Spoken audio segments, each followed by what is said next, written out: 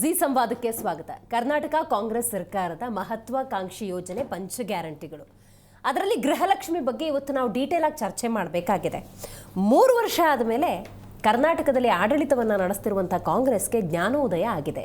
ಯಾವುದಾ ಜ್ಞಾನೋದಯ ಅಂದರೆ, ಅರೆ ಈ ಗೃಹಲಕ್ಷ್ಮಿ ಯೋಜನೆಯ ಹಣವನ್ನು ದುರುಪಯೋಗ ಪಡಿಸ್ಕೊಳ್ಳಲಾಗ್ತಾ ಇದೆ. ಅಂದರೆ ಮೃತರ ಖಾತೆಗೆ ಹಣ ಹೋಗ್ತಾ ಇದೆ. ಅದೆಷ್ಟೋ ಮಂದಿ ಮಹಿಳೆಯರು ಟ್ಯಾಕ್ಸ್ ಪೇಯರ್ಸ್ ಇದ್ದಾರೆ, ಅವರು ಕೂಡ ತಗೊಳ್ತಾ ಇದ್ದಾರೆ. ಇಲ್ಯಾರೋ ಮಧ್ಯವರ್ತಿಗಳು ಇದರ ಲಾಭವನ್ನು ಪಡ್ಕೊಳ್ತಿದ್ದಾರೆ. ಇದನ್ನು ನಾವು ಸ್ಕ್ರೂಟಿನಿ ಮಾಡಬೇಕು, ಪರಿಷ್ಕರಣೆ ಮಾಡಬೇಕು. ಈ ಮೂಲಕ ನಿಜವಾದಂತಹ ಫಲಾನುಭವಿಗಳಿಗೆ ಈ ಯೋಜನೆಯನ್ನು ತಲುಪಿಸಬೇಕು ಅನ್ನುವಂತಹ ಜ್ಞಾನೋದಯ. ತಪ್ಪಿಲ್ಲ, ಪರಿಷ್ಕರಣಾ ಪ್ರಕ್ರಿಯೆಗಳಾಗಬೇಕು, ನಿಜವಾದಂಥ ಫಲಾನುಭವಿಗಳಿಗೆ ಅದು ದಕ್ಕಬೇಕು. ಯಾಕಂದರೆ ಅದು ಸರ್ಕಾರದ ಯೋಜನೆ, ಜನರ ದುಡ್ಡನ್ನು ಜನರಿಗೆ ವಾಪಸ್ ಕೊಡುವಂತಹ ಯೋಜನೆಗೆ ಸ್ವಾಗತ ಮಾಡೋಣ. ಆದರೆ 3 ವರ್ಷ ಕಳೆದು ಹೋಯ್ತಲ್ಲ, ಆ ದುಡ್ಡಿಗೆ ಯಾರು ಹೊಣೆ? ನೀವ್ಯಾರಾದರೂ ತಗೋತೀರಾ ಆ ಜವಾಬ್ದಾರಿಯನ್ನು ಅನ್ನುವಂಥ ಪ್ರಶ್ನೆ ಇದೆ. ಡೀಟೇಲ್ ಆಗಿ ಇದ್ರ ಬಗ್ಗೆ ಮಾತಾಡ್ತಾ ಹೋಗೋಣ. ನಾನು ದಿವ್ಯಶ್ರೀ.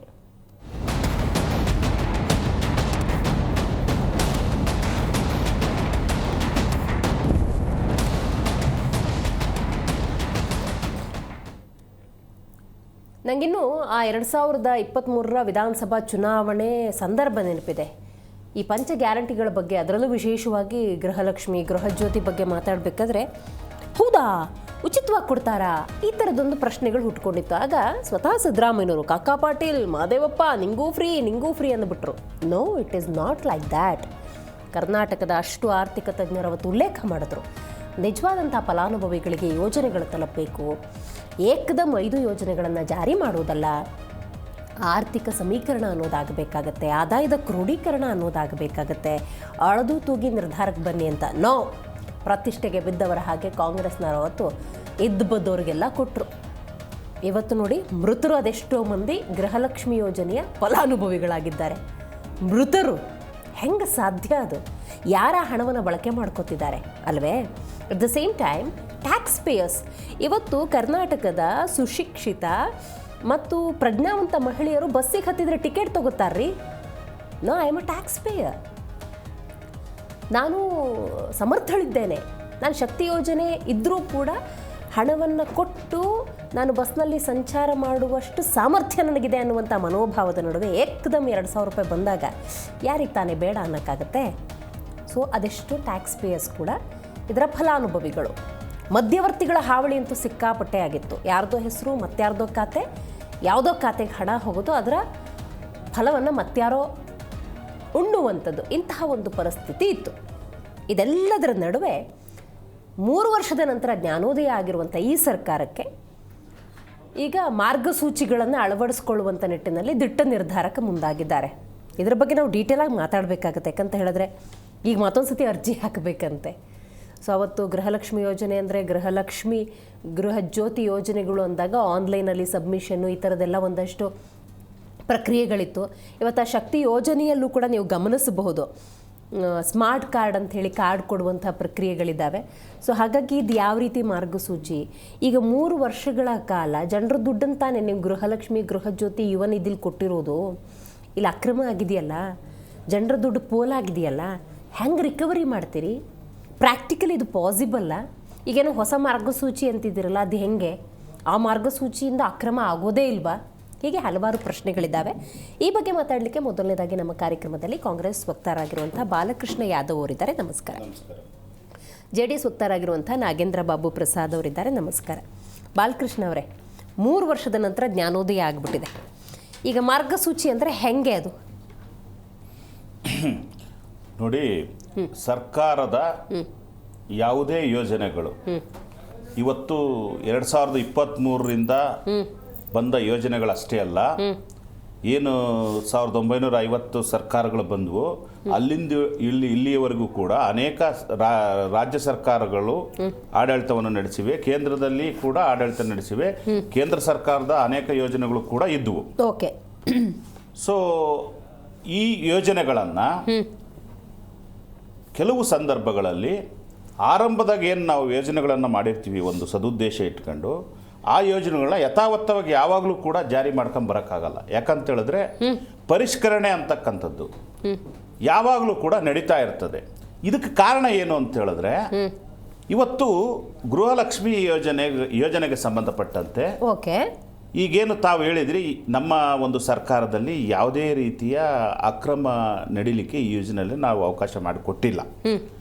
ಆದರೂ ಕೂಡ ಇವತ್ತು ತಾವು ಹೇಳಿದ ರೀತಿಯಲ್ಲೇ ಇದು ಜನರ ದುಡ್ಡು. ಸೊ ಯಾವ ಕಾರಣಕ್ಕೂ ಕೂಡ ಈ ದುಡ್ಡು ಅಕ್ರಮವಾಗಿ ಬಳಕೆ ಆಗಬಾರ್ದು. ಅದು ಕ್ವಾಂಟಿಟಿ ಎಷ್ಟೇ ಇರಲಿ, ₹1 ಇರಲಿ, ಎಷ್ಟಾದರೂ ಇರಲಿ. ಸೊ ಈ ಒಂದು ಹಿನ್ನೆಲೆಯಲ್ಲಿ ಇತ್ತೀಚೆಗೆ ಕೆಲವು ದೂರುಗಳು ಕೇಳಿಬಂದ ಹಿನ್ನೆಲೆಯಲ್ಲಿ ಮಾಧ್ಯಮದ ಮುಖೇನ ಅಥವಾ ಬೇರೆ ಸಂಘ ಸಂಸ್ಥೆಗಳ ಮುಖೇನ ಸರ್ಕಾರ ಗಮನಿಸಿ ನಾವು ಯಾವ ಕಾರಣಕ್ಕೂ ಕೂಡ ಈ ಯೋಜನೆನ ನಿಲ್ಲಿಸ್ತೀವಿ ಅಂತ ಹೇಳ್ತಾ ಇಲ್ಲ, ಇದನ್ನ ಪರಿಷ್ಕರಣೆ ಮಾಡ್ತೀವಿ. ಅಂದರೆ ಒಂದು ಗೈಡ್ಲೈನ್ಸನ್ನು ಮಾಡ್ತಕ್ಕಂಥದ್ದು ಅರ್ಜಿ. ಯಾಕಂತ ಹೇಳಿದ್ರೆ ಇವತ್ತು ನಾವು ಆನ್ಲೈನ್ ಯುಗದಲ್ಲಿದ್ದೀವಿ. ಅರ್ಜಿಯನ್ನು ಹಾಕ್ತಕ್ಕಂಥದ್ದು, ಯಾರಿಗೆ ಅರ್ಹರಿಗೆ ಅರ್ಹರ ಒಂದು ಪಟ್ಟಿಯನ್ನು ಮಾಡ್ತಕ್ಕಂಥದ್ದು. ಈಗ ತಾವೇ ಹೇಳಿದ ರೀತಿಯಲ್ಲಿ ಕೆಲವೊಂದು ಎಲ್ಲ ಅಲ್ಲ, ಇವತ್ತು ನಾವು 2023ರಿಂದ ಇಲ್ಲಿವರೆಗೂ ಗೃಹಲಕ್ಷ್ಮಿಗೆ ಸುಮಾರು 50,000 ಕೋಟಿ ಖರ್ಚು ಮಾಡಿದ್ದೇವೆ. ಇಡೀ ಯೋಜನೆಗೆ 1,38,000 ಕೋಟಿಯನ್ನು ರಾಜ್ಯ ಸರ್ಕಾರದಿಂದ ಈ ಯೋಜನೆಗಳಿಗೆ ನಾವು ಜನರಿಗೆ ತಲುಪಿಸಿದ್ದೇವೆ. ಆದರೆ 1,30,00,000 ಅಥವಾ ಈ ಯೋಜನೆ ಏನು 50,000 ಇದೆ, ಈ 50,000 ಕೋಟಿನೂ ಕೂಡ ಅಕ್ರಮ ಆಗ್ಬಿಟ್ಟಿದೆ ಅಂತ ಅಲ್ಲ.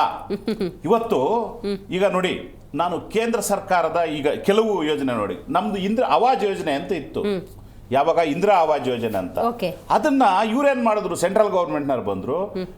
ಅದನ್ನ PMI ಅಂತ ಮಾಡಿ ಅನೇಕ ಮಾರ್ಗಸೂಚಿಗಳನ್ನ ಚೇಂಜಸ್ ಮಾಡಿದ್ರು.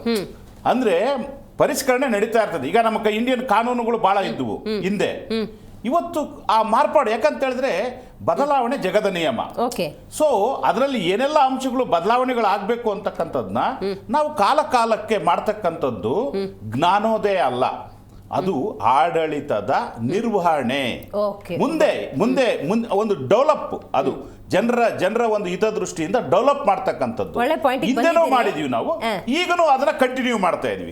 ಇವತ್ತು ಕಾನೂನುಗಳು ಕೂಡ ಅನೇಕ ಕಾನೂನುಗಳು ಚೇಂಜ್ ಮಾಡಿದ್ರು ಅಂದಾಕ್ಷಣ ಎಲ್ಲ ಕಾನೂನು ಚೇಂಜ್ ಮಾಡಿದ್ರ ಹಾಗಾದ್ರೆ ಜ್ಞಾನೋದಯ ಈಗಾಯ್ತು ಅಂತ ನಾವು ಹೇಳಲಿಕ್ಕಾಗತ್ತಾ? ಅದು ನಿರಂತರ ಪ್ರಕ್ರಿಯೆ. ನಾಗೇಂದ್ರ ಬಾಬು ಅವರೇ, ನೀವು ಹೇಳ್ಬೇಕು, ಇದು ಜ್ಞಾನೋದಯ ಆಗಿಲ್ಲ, ಇದೊಂದು ನಿರ್ವಹಣೆ. ಏನು ಹೇಳ್ತೀರಾ? ಮೊದಲನೇದಾಗಿ ಸಾರ್ವಜನಿಕರು ಯಾರು ಕೂಡ ನಮಗೆ ನೀವು ಉಚಿತಗಳನ್ನ ಕೊಡಲೇಬೇಕು, ಕಡ್ಡಾಯ, ನೀವು ಕೊಡಲಿಲ್ಲ ಅಂದರೆ ನಮ್ಗೆ ಆಗೋದಿಲ್ಲ ಅಂತಕ್ಕಂಥ ಮಾತು ಯಾರು ಹೇಳಿರಲಿಲ್ಲ. ಇವರೇನೇ ಸ್ವಯಂ ಒಂದು ನಿರ್ಧಾರ ತಗೊಂಡು ಜನಗಳಿಗೆ ಯಾವೊಂದು ಚುನಾವಣೆಯಲ್ಲಿ ಗೆಲ್ಲಬೇಕು ಅಂತಕ್ಕಂಥ ಒಂದು ವಿಚಾರ ಇತ್ತು. ಆ ಕಾರಣಕ್ಕೆ ಇವ್ರದೇ ಆದಂಥ ಕೆಲವು ಅವೈಜ್ಞಾನಿಕವಾದಂಥ ಒಂದು ಯೋಜನೆಗಳನ್ನು ಘೋಷಣೆ ಮಾಡಿದ್ರು ಅನ್ನೋದು ಅನೇಕ ಸಂದರ್ಭಗಳಲ್ಲಿ ನಾನು ಹೇಳಿದ್ದೀನಿ. ಅಂಡರ್ಲೈನ್ ಮಾಡ್ಕೊಳ್ಳಿ, ಅವೈಜ್ಞಾನಿಕ ಅಂತಕ್ಕಂಥ ಪದ ಬಳಕೆ ಸ್ಪಷ್ಟವಾಗಿ ಬಳಕೆ ಮಾಡ್ತಾ ಇದ್ದೀನಿ. ಕಾರಣ ಏನಪ್ಪಾ ಅಂತಂದ್ರೆ, ಇವರು ಗೆಲ್ಲೇಬೇಕು, ಬೇರೆ ರೀತಿ ನಮ್ಗೆ ದಾರಿ ಇಲ್ಲ ಅಂತಕ್ಕಂಥ ಸಂದರ್ಭದಲ್ಲಿ ತಾವು ಹೇಳಿದ್ರೆ ಒಂದು ಉತ್ತಮ ಅಂತ ಮಾತು, ಕಾಕಾ ಪಾಟೀಲ್ ನಿನ್ಗೂ ಫ್ರೀ, ಮಾದೇವಪ್ಪ ನಿನ್ಗೂ ಫ್ರೀ, ಆ ತಾರಾತುರಿಲಿ ಕಂಡವರಿಗೆಲ್ಲ ಫ್ರೀ.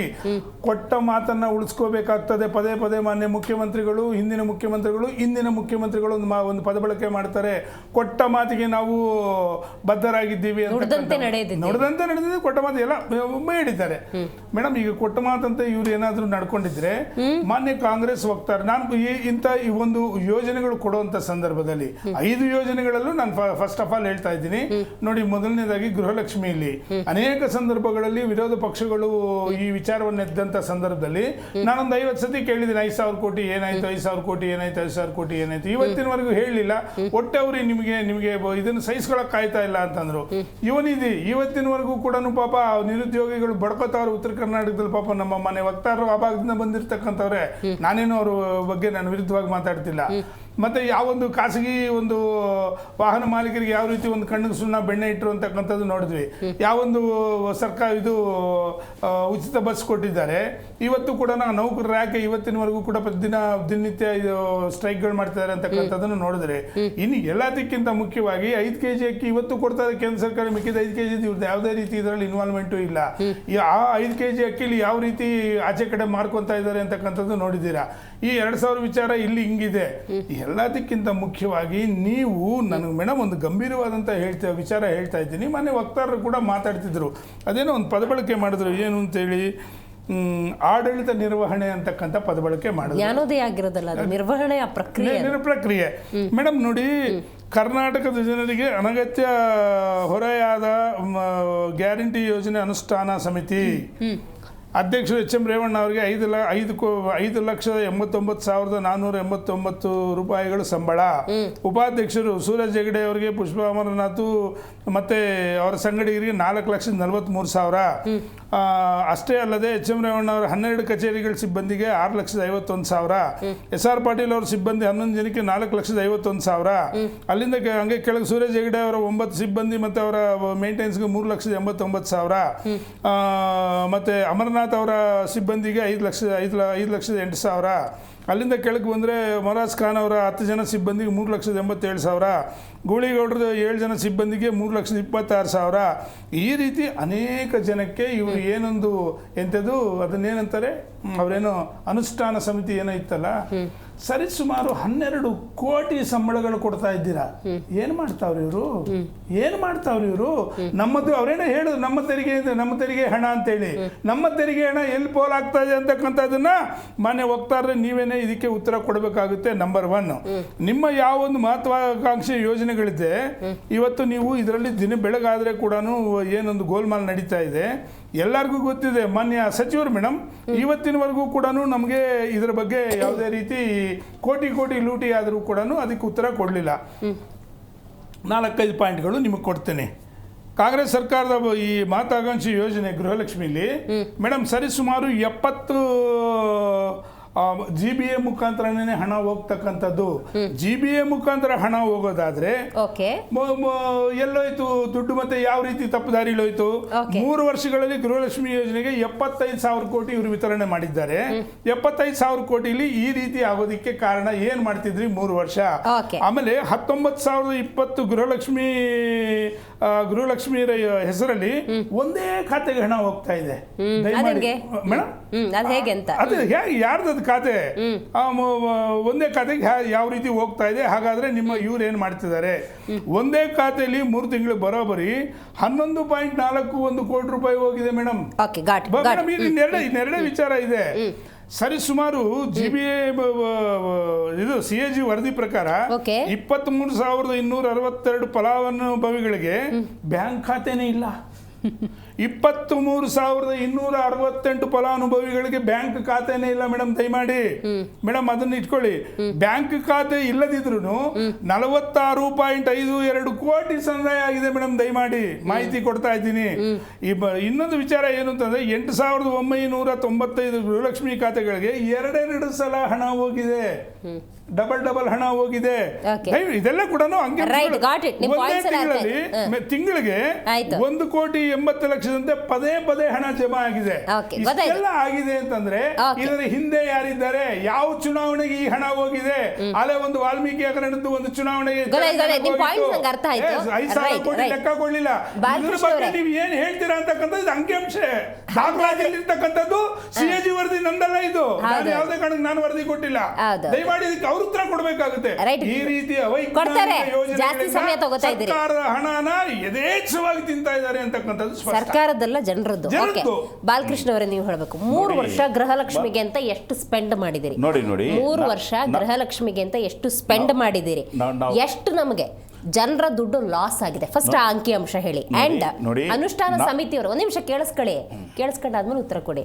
ಅವಾಗ ನೀವು ಡೀಟೇಲ್ ಆಗಿ ಮಾತಾಡ್ಬೋದು. ಮೊದಲನೇದು, ಗೃಹಲಕ್ಷ್ಮಿ ಯೋಜನೆಗೆ 3 ವರ್ಷದಲ್ಲಿ ಎಷ್ಟು ಹಣ ಸ್ಪೆಂಡ್ ಮಾಡಿದಿರಿ? ಕರ್ನಾಟಕದ ಜನತೆಗೆ ಎಷ್ಟು ಲಾಸ್ ಆಗಿದೆ?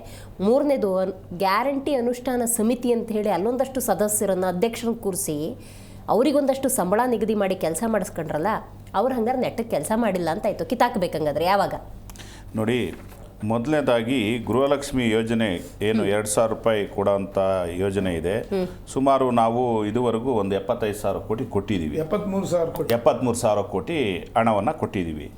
ಇದನ್ನು ಸಂಪೂರ್ಣವಾಗಿ ನಾವು ಪಾರದರ್ಶಕವಾಗಿ ಮೇಂಟೈನ್ ಮಾಡಿರ್ತಕ್ಕಂಥದ್ದು. ನೋಡಿ, ಒಂದು ಯೋಜನೆ ಜನರಿಗೆ ತಲುಪೋಂಥ ಸಂದರ್ಭದಲ್ಲಿ ಒಂದು ಮೈನರ್ ಕೆಲವು ಖಾತೆಗಳು ಇಲ್ಲ ಅಂತ ಹೇಳಿದ್ರು. ನೋಡಿ, JDSನವರು ಸುಮ್ಮನೆ ಹಿಟ್ ಆ್ಯಂಡ್ ರನ್ ಮಾಡದೆ ಯಾವ್ದಾರ ಸಾಕಷ್ಟು ಇವು ನಿಜವಾಗೂ ನಮ್ಮಲ್ಲಿ ಏನಾದ್ರೂ ಅಕ್ರಮಗಳು ನಡೆದಿದ್ದರೆ ನೀವು ಹೋಗಿ ಲೋಕಾಯುಕ್ತಕ್ಕೆ ಕೊಡಿ, CBI ಕೊಡಿ. ಅಲ್ಲಲ್ಲ ಸರ್, ನೀವು ಮಾತನಾಡ್ಬೇಕಾದ್ರೆ ನಾನು ಸುಮ್ಮನೆ ಇದ್ದೀನಿ, ಒಂದು ಸ್ವಲ್ಪ ಅವಕಾಶ ಕೊಡಿ. ಒಂದು ಎರಡನೇದಾಗಿ ಈಗ ಸಮಿತಿಗಳ ಬಗ್ಗೆ ಹೇಳಿದ್ರು. ಸಮಿತಿಗಳಿಗೆ ನಾವೇನು ಈಗ ಯಾರಿಗೆ ಇವರು ಏನೋ ರೇವಣ್ಣವ್ರಿಗೆ 4.25 ಕೋಟಿ, ಮಿರಾಜ್ ಖಾನ್ ಅವ್ರಿಗೆ ಇಷ್ಟು ಕೋಟಿ, ಸಿಬ್ಬಂದಿಗೆ ಇದಕ್ಕಿಷ್ಟೆ ಅಂತ. ಸ್ವಾಮಿ, ನಾವು ಅಧಿಕೃತವಾಗಿ ಸರ್ಕಾರಿ ಆದೇಶನೇ ಮಾಡಿದ್ವಿ, ಅವರಿಗೆ ರಾಜ್ಯ ಸಚಿವರ ಸ್ಥಾನಮಾನ ನೀಡಿದ್ವಿ. ರಾಜ್ಯ ಸಚಿವರ ಸ್ಥಾನಮಾನನ ನಾವೇನು ಕದ್ದು ಮುಚ್ಚಿ ಕೊಡ್ತಕ್ಕಂಥದ್ದಲ್ಲ, ಪಾರದರ್ಶಕತೆ ಅಲ್ಲ ಸರ್. ಸರ್ ಇದನ್ನ ಮುಚ್ಚಿಡ್ತಕ್ಕಂಥದ್ದಲ್ಲ. ಅವ್ರು ಕದ್ದು ಮುಚ್ಚಿ ಕೊಡ್ತಿದ್ದಾರೆ ಅಂದ್ರೆ ನೀವೇ ಹಂಗ ಅನ್ಕೊಂಡ್ರಿ? ಅಲ್ಲಲ್ಲ, ಅವ್ರು ಹೇಳ್ತಿರೋ ದಾಟಿ ನೋಡಿ ಹೇಳ್ತಿರೋದೇನು, ನಾಗೇಂದ್ರ ಬಾಬು ಪ್ರಸಾದ್ ಅವ್ರು ಏನ್ ಹೇಳ್ತಾರೆ ಅದಕ್ಕೆ ಉತ್ತರ ಕೊಟ್ರೆ ಚೆನ್ನಾಗಿರುತ್ತೆ. ನೀವು ಊಹೆ ಮಾಡ್ಕೋಬೇಡಿ. ನಾ ಹೇಳ್ತೀನಿ ಅವ್ರೇನ್ ಹೇಳಿದ್ರು ಅನ್ನೋದು ನಾ ಹೇಳ್ತೀನಿ. ನೋಡಿ, ಸಮಿತಿ ಮಾಡಿದ್ರು, ಸಮಿತಿಗೆ ಸದಸ್ಯರು ಅಂತ ಇಟ್ರು, ಸಮಿತಿಯ ಸದಸ್ಯರಿಗೆ ಸಂಬಳನೂ ಕೊಟ್ರು. ಛೇ, ಗ್ಯಾರಂಟಿ ಯೋಜನೆ, ಗೃಹಲಕ್ಷ್ಮಿ ಯೋಜನೆ ಸರಿಯಾಗಿ ಅನುಷ್ಠಾನ ಮಾಡಬೇಕಿತ್ತಲ್ಲ, ಮಾಡಿಲ್ವಲ್ಲ ಅಂತ ಕೇಳ್ತಿದ್ದಾರೆ. ಒಂದ್ ನಿಮಿಷ ಅವರು ಅನುಷ್ಠಾನ ಏಜೆನ್ಸಿ ಅವರು ಇಡೀ ರಾಜ್ಯಾದ್ಯಂತ ನಾವು ಡಿವಿಷನ್ ವೈಸ್ ಮಾಡಿದ್ವಿ, ಉಪಾಧ್ಯಕ್ಷಗಳು ಕೂಡ ಅವರು ಬಹಳ ಪಾರದರ್ಶಕವಾಗಿ ಆಡಳಿತವನ್ನ ನಿರ್ವಹಣೆ ಮಾಡಿದ್ದಾರೆ. ಇವರು ಹೇಳ್ತಕ್ಕಂಥ ಅಲ್ರಿ, ನೀವು ಗಾಳಿಯಲ್ಲಿ ಗುಂಡು ಹೊಡೆಯೋದು JDS ನವರಿಗೆ ಅಭ್ಯಾಸ ಆಗಿದೆ. ನೀವು ಹೋಗಿ ಕಂಪ್ಲೇಂಟ್ ಕೊಡ್ರಿ, ಲೋಕಾಯುಕ್ತ ಕಂಪ್ಲೇಂಟ್ ಕೊಟ್ಟಿದ್ರೇನ್ರಿ? ಭಾರಿ ಆಸಕ್ತಿ ಇರ್ತಕ್ಕಂಥವ್ರು ಕೊಡಿ, ಹೋಗಿ ಕಂಪ್ಲೇಂಟ್ ಕೊಡಿ. ಮೇಡಮ್, ಕಾನೂನು ಬದ್ಧವಾಗಿ ನಾವು ಏನು ಸಮಿತಿಯನ್ನ ಮಾಡಿದ್ದೇವೆ ಅದಕ್ಕೆ ಕೊಡ್ತಕ್ಕಂಥ ಹಣನ ಇವರು ಅಕ್ರಮ ಅನ್ನೋದಾದ್ರೆ, ಅಥವಾ ಇವ್ರು ಏನೋ ಯಾವ್ದೋ ಮೈನರ್ ಅಂದ್ರೆ ಕೆಲವೊಂದು ಸಂದರ್ಭಗಳಲ್ಲಿ ದೊಡ್ಡ ಯೋಜನೆಗಳು ನಡೆಸೋ ಸಂದರ್ಭದಲ್ಲಿ 1-2 ಅಕೌಂಟ್ಗಳಿಗಾಗಿರುತ್ತೆ.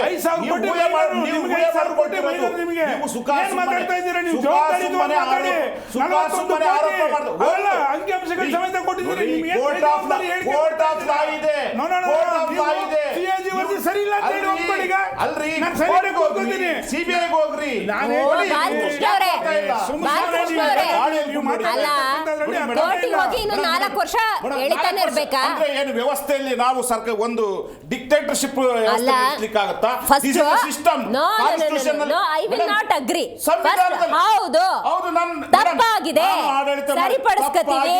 ಮೇಡಮ್ ತಪ್ಪಾಗಿ ಹೇಳ್ತೀರಿ, ಜನರ ದುಡ್ಡು ಜೊತೆ ಆಟ ಆಡ್ತೀರಿ, ಜನರ ದುಡ್ಡು ಇಟ್ಕೊಂಡು ಆಟ ಆಡ್ತೀರಿ. ಕಾನೂನು ಇದೆ, ಅದಕ್ಕೆ ಕಾನೂನು ಪ್ರಕಾರ ಯಾವುದೇ ತಪ್ಪು ನಡೆದಿದ್ರು ಲೋಪ ಮಾಡ್ಬಿಟ್ಟು ಅದನ್ನ ಸಮರ್ಥಿಸ್ಕೊತಿದ್ದೀರಿ, ಕೇಸ್ ಹಾಕ್ತೀವಿ, ಸಮರ್ಥಿಸ್ಕೊತಾ ಕೇಸ್ ಹಾಕ್ತೀವಿ.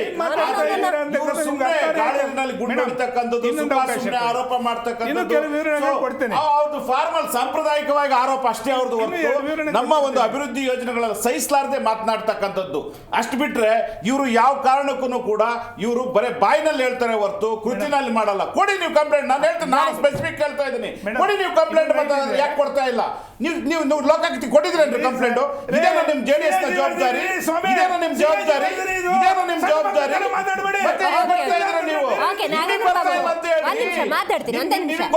ಇನ್ನೊಬ್ರು ಗೆಸ್ಟ್ ಬಂದಿದ್ದಾರೆ, ಮಾತಾಡ್ಸೋಣ ಅವ್ರನ್ನ. ಇದೀಗ ನಮ್ಮ ಕಾರ್ಯಕ್ರಮದಲ್ಲಿ ಬಿಜೆಪಿ ವಕ್ತಾರರಾಗಿರುವಂತಹ ಕಾಂತಿ ಶೆಟ್ಟಿ ಅವರು ಬಂದಿದ್ದಾರೆ. ನಮಸ್ಕಾರ ಕಾಂತಿ ಶೆಟ್ಟಿ ಅವರೇ. ಬಂದೆ ಮಾತಾಡ್ತೀನಿ ನಾನು. ಕಾಂತಿ ಶೆಟ್ಟಿ ಅವರೇ, ನಾನು ಆಗ್ಲೇ ಹೇಳ್ತಾ ಇದ್ದೆ, ಕರ್ನಾಟಕ ಕಾಂಗ್ರೆಸ್ನ ಮಹತ್ವಾಕಾಂಕ್ಷಿ ಯೋಜನೆಗಳು ಪಂಚ ಗ್ಯಾರಂಟಿ. ಆ ಯೋಜನೆಗಳನ್ನು ಯಾರೂ ಕೂಡ ವಿರೋಧಿಸಿಲ್ಲ. ಆದರೆ 3 ವರ್ಷ ಆದಮೇಲೆ ಜ್ಞಾನೋದಯ ಆಗ್ಬಿಟ್ಟಿದೆ, ಪರಿಷ್ಕರಣೆ ಮಾಡಬೇಕು ಅಂತ ಹೇಳಿ 3 ವರ್ಷ ಆದಮೇಲೆ ಅಯ್ಯೋ ಇಷ್ಟು ಹಣ ಪೋಲಾಗಿದೆ, ಇದೆಲ್ಲ ಜ್ಞಾನೋದಯ ಆಗಿದೆ ಅಂತ ಹೇಳ್ತಾ ಇದ್ದೆ ಬಾಲಕೃಷ್ಣ ಅವ್ರಿಗೆ. ಇದು ಜ್ಞಾನೋದಯ ಅಲ್ಲ, ನಿರ್ವಹಣೆಯ ಪ್ರಕ್ರಿಯೆ ಅಂತ ಹೇಳಿದ್ರು. ಏನು ಹೇಳ್ತೀರಿ? ಕ್ಷಮೆಯಲ್ಲಿ ನಾನು ಬರುವಾಗ ಒಂದು 5 ನಿಮಿಷ ಲೇಟ್ ಆಯಿತು. ಇವತ್ತು ಒಂದು ನಾನು ಕೇಳ್ಕೊಂಡು ಬಂದೆ, ಆಡಳಿತ ಪಕ್ಷದ ವಕ್ತಾರರು ಮಾತಾಡುವ ರೀತಿನ ಅವ್ರಿಗೆ ಒಂದು ಮಾತಿಲ್ಲಿ ಹೇಳಲೇಬೇಕು. ಫಸ್ಟ್ ಆಫ್ ಆಲ್ CAG ಏನು ರಿಪೋರ್ಟ್ ಇದೆ ಅದರ ಬಗ್ಗೆ ಮಾಹಿತಿ ಅವ್ರು ತಗೊಳ್ಳಿ, ಏನು ಹಾಗಂದ್ರೆ ಏನು ಅನ್ನೋದು ಒಂದನೇದು, ನಾವು ಮಾತಾಡೋದಲ್ಲ ಅದು. ಎರಡನೇದು, ಸರಿಸುಮಾರು 8,995 ಖಾತೆಗಳಿಗೆ ಪದೇ ದುಡ್ಡು 1.8 crores ತರ 46 ಕೋಟಿ ಕ್ರೆಡಿಟ್ ಆಗಿದೆ. ಅಂದರೆ ಯಾರು ದುಡ್ಡು? ಪದೇ ನೋಡಿ, ಇವತ್ತು ನಾವು ಹೇಳ್ತೀವಿ ಭಾರತೀಯ ಜನತಾ ಪಾರ್ಟಿ ಯಾವತ್ತೂ ಗ್ಯಾರಂಟಿ ವಿರೋಧಿಗಳಲ್ಲ.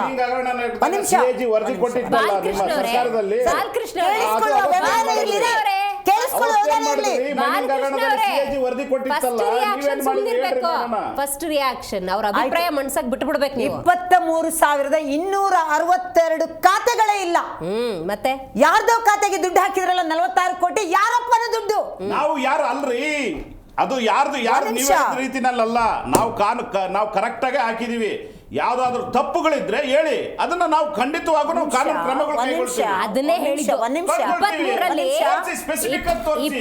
ಅರೆ ಇರೋದು ಪ್ರದೇಶಗಳು. ತಾಳ್ಮೆ ಇರ್ಲಿ, ನಿಮ್ಗೆ ಏನ್ ಹೇಳ್ತಾ ಇದ್ದೀವಿ ತಾಳ್ಮೆ ಇರ್ಲಿ. ಕೊಡಿ, ವಿರೋಧ ಪಕ್ಷದಲ್ಲಿದ್ದೀರಾ, ಪ್ರಶ್ನೆ ಅದನ್ನ ಕಾನೂನು ಪ್ರಕ್ರಿಯೆ ನಡೆಸ್ತದೆ. ಸೊ ಅದಕ್ಕೆ ಏನ್ ಬೇಕೋ ಲೀಗಲ್ ಆಕ್ಷನ್ಸ್ ನಾವು ಕೊಡ್ತೀವಿ. ಬಹುಶಃ ಆಡಳಿತ ಪಕ್ಷದ ವಕ್ತಾರರಿಗೆ ಇದರ ಬಗ್ಗೆ ಗೊತ್ತಿಲ್ಲ ಅಂತ ಯಾರು ನಿಮಗೂ ಗೊತ್ತಿಲ್ಲ ಅಂತ ಹೇಳಿ, ನನಗೆ ಗೊತ್ತಿಲ್ಲ ಅಂತ ಹೇಳಿ ನಿಮಗೆ ಗೊತ್ತಿದೆ ಅಲ್ಲ ಸರ್, ಸುಮ್ಮನೆ ನಮ್ಮ ಜನಪ್ರಿಯ ಯೋಜನೆಗಳನ್ನ ಟೀಕೆ ಮಾಡ್ತೀವಿ ಅಂತ ಹೇಳಿ. ನಿಮಗೆ ಗೊತ್ತಿಲ್ಲ ಅಂತ ಹೇಳಿ ನೀವು ಮೌಲ್ಯ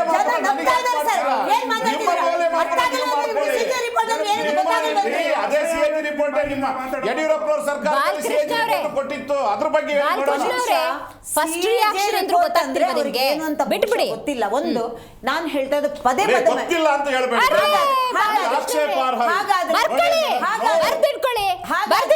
ಹಾಗಾದ್ರೆ ಬರ್ದಿಟ್ಕೊಳ್ಳಿ, 23,262 ಅಕೌಂಟೇ ಇಲ್ಲ, ಅಥವಾ 8,995 ಅಕೌಂಟ್ಗೆ ಪದೇ ಪದೇ ದುಡ್ಡು ಹೋಗಿದೆ, ಅಥವಾ ಒಂದು ಅಕೌಂಟ್ಗೆ 19,000 ಜನರ ಅಕೌಂಟ್ ದುಡ್ಡು ಒಂದೇ ಅಕೌಂಟ್ಗೆ ಹೋಗಿದೆ ಅಂದ್ರೆ ನಿಮ್ಗೆ ನಾಚಿಕೆ ಆಗಲ್ವೇನ್ರಿ ಇದನ್ನ ಹೇಳಕ್ಕೆ? 19,995 ಅಕೌಂಟ್ಗೆ ಒಂದೇ ಅಕೌಂಟ್ಗೆ 19,995 ಜನರ ದುಡ್ಡು, ಒಂದೇ ಅಕೌಂಟ್ಗೆ 19,995 ಜನರ ದುಡ್ಡು ಅಂತ ಹೇಳಿದ್ರೆ ಜನರ ಟ್ಯಾಕ್ಸ್ ದುಡ್ಡು. ಇದು ನೋಡಿ, ಇದು ಗ್ಯಾರಂಟಿಯ ಪರಿಷ್ಕರಣೆನಾ? ಅಥವಾ 4,582 ಜನ ಗ್ಯಾರಂಟಿ ಅನುಷ್ಠಾನ ಸಮಿತಿಯಲ್ಲಿ ನೀವು ಏನ್ ಮಾಡಿದ್ರಿ? ಅಪಾಯಿಂಟ್ ಮಾಡಿದ್ರಿ. ಅದಕ್ಕೆ ಮಿನಿಸ್ಟ್ರಿಗಿರಿ ಕೊಟ್ರಿ, ಅದಕ್ಕೆ ಅದರ ಉಪಾಧ್ಯಕ್ಷರಿಗೆ ಮನೆ ಕೊಟ್ರಿ. ಇವತ್ತು ನಮ್ಮ ವಿರೋಧ ಪಕ್ಷದವರು ಮನೆ ಕೊಡಕ್ಕೆ 3 ವರ್ಷ ಆದ್ರೂ ಇರ್ಲಿಲ್ಲ. ಇವತ್ತು ಗೂಟದ ಕಾರ್ ಜೊತೆಗೆ ಹೋಗ್ಲಿ ಕೊಡ್ಲಿ, ಯಾಕಂದ್ರೆ ಇಷ್ಟು ದೊಡ್ಡ ಒಂದು 56,000 ಕೋಟಿ ರೂಪಾಯಿ ಮಾಡಿದ್ದಾರೆ. ಆದ್ರೆ 1,95,000 ಜನ ಮರಣ ಅಪ್ಪಿದ್ದಾರೆ. ಸರಿ ಸುಮಾರು ವರ್ಷಕ್ಕೆ ಎಷ್ಟು? ಒಂದು ತಿಂಗಳಿಗೆ 5,332 ಜನ ಯಾವ ರೋಗ ಬಂದು ಸತ್ರಿ? 1,95,000 ಜನ ಮರಣ ಅಪ್ಪಿದವ್ರು ನೀವು ಹಾಕಿದಿರಂದ್ರೆ ಸರಿ ಸುಮಾರು 2,332 ಕೋಟಿ ವಾಪಸ್ ತರ್ತೀರಾ? ಅದನ್ನ ವಾಪಸ್ ತರ್ತೀರಾ? ಕೇಳ್ತಾ ಇದ್ದೀನಿ ನಾನು. ಬಿಜೆಪಿಯವ್ರು ಪ್ರತಿಪಕ್ಷದಲ್ಲಿದ್ದೀರಲ್ವ, 66 ತಗೊಳ್ಳಿ 76 ತಗೊಳ್ಳಿ, ನಿಮಗೆ ಆರಂಭದಲ್ಲಿ ಇವರೇನೋ ಗ್ಯಾರಂಟಿ ಯೋಜನೆ ಮಾಡ್ತಿದ್ದಾರೆ, ಯಾಕೋ ಇಟ್ ಈಸ್ ನಾಟ್ ಸೈಂಟಿಫಿಕ್ ಅನ್ನೋ ಫೀಲಿಂಗ್ ಬಂದಿತ್ತಲ್ಲ. ನೀವು ಮಾತೆತ್ತಿದ್ರೆ ಸತ್ಯಶೋಧನ ಅಂತೇಳಿ ಸಮಿತಿ ಮಾಡ್ತಿರಲ್ಲ, ಮಾಡ್ಬಿಟ್ಟು ವರ್ಷದ ಆರಂಭದಲ್ಲೇ ನೀವೇನಾದ್ರೂ ವ್ಯಾಲಿಡ್ ಕ್ವಶನ್ಸ್ ಕೇಳಿದ್ರಿ. ಈಗಿರುವಂತಹ ಮಾನ್ಯ CM ಅವರು 3 ವರ್ಷನೂ ಜೊತೆಯಲ್ಲಿ DCM ಆಗಿದ್ರು. ಇದೆಲ್ಲ ವಿಚಾರಗಳು ಗೊತ್ತಿದ್ದು ಅವ್ರಿಗೆ ಕುರ್ಚಿ ಬಂದ ಮೇಲೇ ಹೇಳಬೇಕು ಅಂತ ಅವರಿದ್ರ? ಈ ಥರಗಳು ಪ್ಲಾನ್ಗಳು ಮಾಡಬೇಕು, ಪರಿಷ್ಕರಣೆ ಮಾಡಬೇಕು. ಇದುವರೆ 3 ವರ್ಷ ಅವರು ಅಧಿಕಾರದಲ್ಲಿ ಇದ್ರಲ್ಲ, ಅವರು ಕೂಡ DCM ಆಗಿದ್ರಲ್ಲ. ಅಲ್ಲಿ DCM ಬಿಡಿ, ಪ್ರತಿಪಕ್ಷ ಪಾಪ ಇವ್ರು ತಪ್ಪು ಮಾಡಿದ್ರೆ ಎಚ್ಚರಿಸಕ್ಕಿರೋದು ನೀವು. ಇವಾಗ CAG ರಿಪೋರ್ಟ್ನೇ ಈ ತರ ಬಾಯಿ ಮಾಡ್ತಾರೆ. CAG ರಿಪೋರ್ಟ್ ಅಂದ್ರೆ ಏನು? ನಾವು ಕೊಡೋದಲ್ಲ, ವಿರೋಧ ಪಕ್ಷದವ್ರು ಕೊಡೋದಲ್ಲ, ಅದನ್ನ ಸಬ್ಮಿಟ್ ವಿರೋಧ ಪಕ್ಷದವರಿಗೆ ಬರುತ್ತೆ, ಅದು ಬೇರೆ ವಿಚಾರ. ಆ ರಿಪೋರ್ಟ್ನೇ ಇವರು ಈ ತರ ಮಾತಾಡ್ತಾರೆ ಅಂತ ಹೇಳಿದ್ರೆ ಅದನ್ನು ಸಮರ್ಥಿಸ್ತಾರೆ ಅಂದ್ರೆ ಅಲ್ಲ, ಇದನ್ನು ಒಂದ್ ನಿಮಿಷ ಸರ್,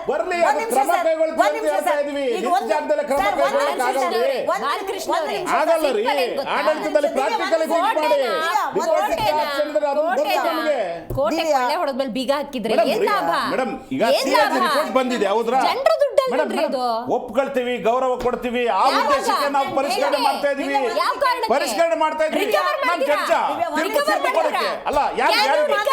ಅಲ್ರಿ, ಸ್ಪೆಸಿಫಿಕ್ ಆಗಿ ಯಾವ ಅಕೌಂಟ್ಗಳಂತ ಇವರು ನಿಜವಾದ ಕಾಳಜಿ ಇದ್ರೆ ಹೇಳಿ ನೋಡೋಣ. ಸ್ಪೆಸಿಫಿಕ್ ಅಕೌಂಟ್ ನೀವು ಬಿಜೆಪಿ ಅವರು ಬಾಯಿನಲ್ಲಿ ಮಾತನಾಡ್ತಾರೆ. ಯಾವ ಜಿಲ್ಲೆ, ಯಾವ ತಾಲೂಕು, ಯಾವ ಅಕೌಂಟ್ ನಂಬರ್ ನಿಮಗೆ ನಿಜವಾದ ಕಾಳಜಿ ಇದ್ದಿದ್ರೆ, ನಿಮಗೆ ಬಿಜೆಪಿ ಅವರಿಗೆ ಕಾಳಜಿ ಇದ್ದಿದ್ರೆ, ಜೆಡಿಎಸ್ ಕಾಳಜಿ ಇದ್ದಿದ್ರೆ ಕೊಡ್ಬೇಕಾಗಿತ್ತು. ನೀವು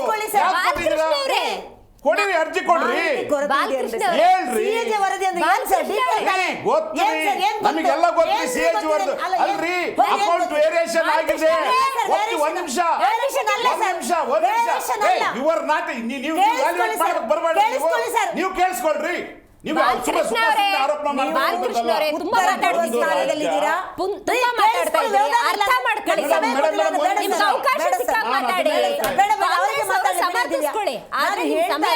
ಇಷ್ಟು ನೀಟಾಗಿ ಹೇಳ್ತಾ ಇದೀನಿ. ಎಂಥ ಒಂದು ವಿಪರ್ಯಾಸ ಅಂತ ಹೇಳಿದ್ರೆ, ಎಂಥ ದೊಡ್ಡ ಒಂದು ತಪ್ಪು ನಡೆದಿದೆ ಅಂದ್ರೆ, 19,000 ಜನರ ಹೆಸರು ನೀವು ಒಂದೇ ಅಕೌಂಟ್ಗೆ ದುಡ್ಡು ಅಂದ್ರೆ ಪದೇ ಪದೇ ಒಂದ್ಸರಿ ಅಲ್ಲ. ಗೊತ್ತಾಯ್ತು. ಈಗ 19,000 ನಾವು ದುಡ್ಡು ಕೊಟ್ಟಿರೋದ ಲೆಕ್ಕ ಬರೆಯುವುದು ಒಂದೇ ಅಕೌಂಟ್ಗೆ ಕೊಡೋದು ಅಂದ್ರೆ ಈ ವಿಚಾರ ಪ್ರತಿ ವರ್ಷ ಅಕೌಂಟ್ ಕ್ಲೋಸಿಂಗ್ ಹೇಗಾಯ್ತು, ಪ್ರತಿ ವರ್ಷದ ಆಡಿಟ್ ಹೇಗಾಯ್ತು. ಇವಾಗ 3 ವರ್ಷ ಆದ್ಮೇಲೆ ನಾವು ಮಾತಾಡ್ತಾ ಇದ್ದೀವಿ, ಇಷ್ಟು ಕೋಟಿ 5,000 ಕೋಟಿ ಅಂತೂ ನೀರಲ್ಲಿ ತಿಂದು ತೆಗಿದ್ರಿ. ಅದು ಬಂದಿಲ್ಲ. ಈಗಲೂ ನಾನು ಬರುವಾಗ ಒಂದಿಬ್ರು ನಾನು ಚೆಕ್ ಮಾಡ್ಕೊಂಡೇ ಬಂದೆ, 36 ತಿಂಗಳಿಗೆ 6 ತಿಂಗಳ ದುಡ್ಡು ಇನ್ನ ಬಂದಿಲ್ಲ. ಓಕೆ ಓಕೆ ಓಕೆ ಗೊತ್ತಾಯ್ತು. ನಾಗೇಂದ್ರ ಬಾಬು ಅವರೇ ನೀವು ಹೇಳಿ, ನನಗೆ ಬಾಲಕೃಷ್ಣ ಅವ್ರು ಮಾತಾಡ್ಬೇಕಾದ್ರೆ ಆಶ್ಚರ್ಯ ಆಗ್ತಾ ಇದೆ. ಯಾವ್ದು ಆಶ್ಚರ್ಯ ಅಂತ ಹೇಳ್ತೀನಿ. ನಿಮ್ಮ ಹತ್ರ ಯಾವ್ದದು ಅಕೌಂಟ್ ಅಂತಿದ್ರೆ ಕೊಡಿ. ಸಿಎಜಿ ರಿಪೋರ್ಟ್ ಅಂದ್ರೆ ಏನು ಅರ್ಥನೇ ಗೊತ್ತಿಲ್ಲ ಅಂದ್ರೆ ನಿಮಗೆ ಗೊತ್ತಿಲ್ಲ ಅಂತ ಹೇಳ್ರಿ. ನೀವು ಮೌಲ್ಯಮಾಪನ ಮಾಡಕ್ ಬರ್ಬೇಡ್ರಿ. ಅದನ್ನ ಸ್ಪೆಸಿಫಿಕ್ ಕೇಳ್ತಾ ಇದ್ದೀನಿ.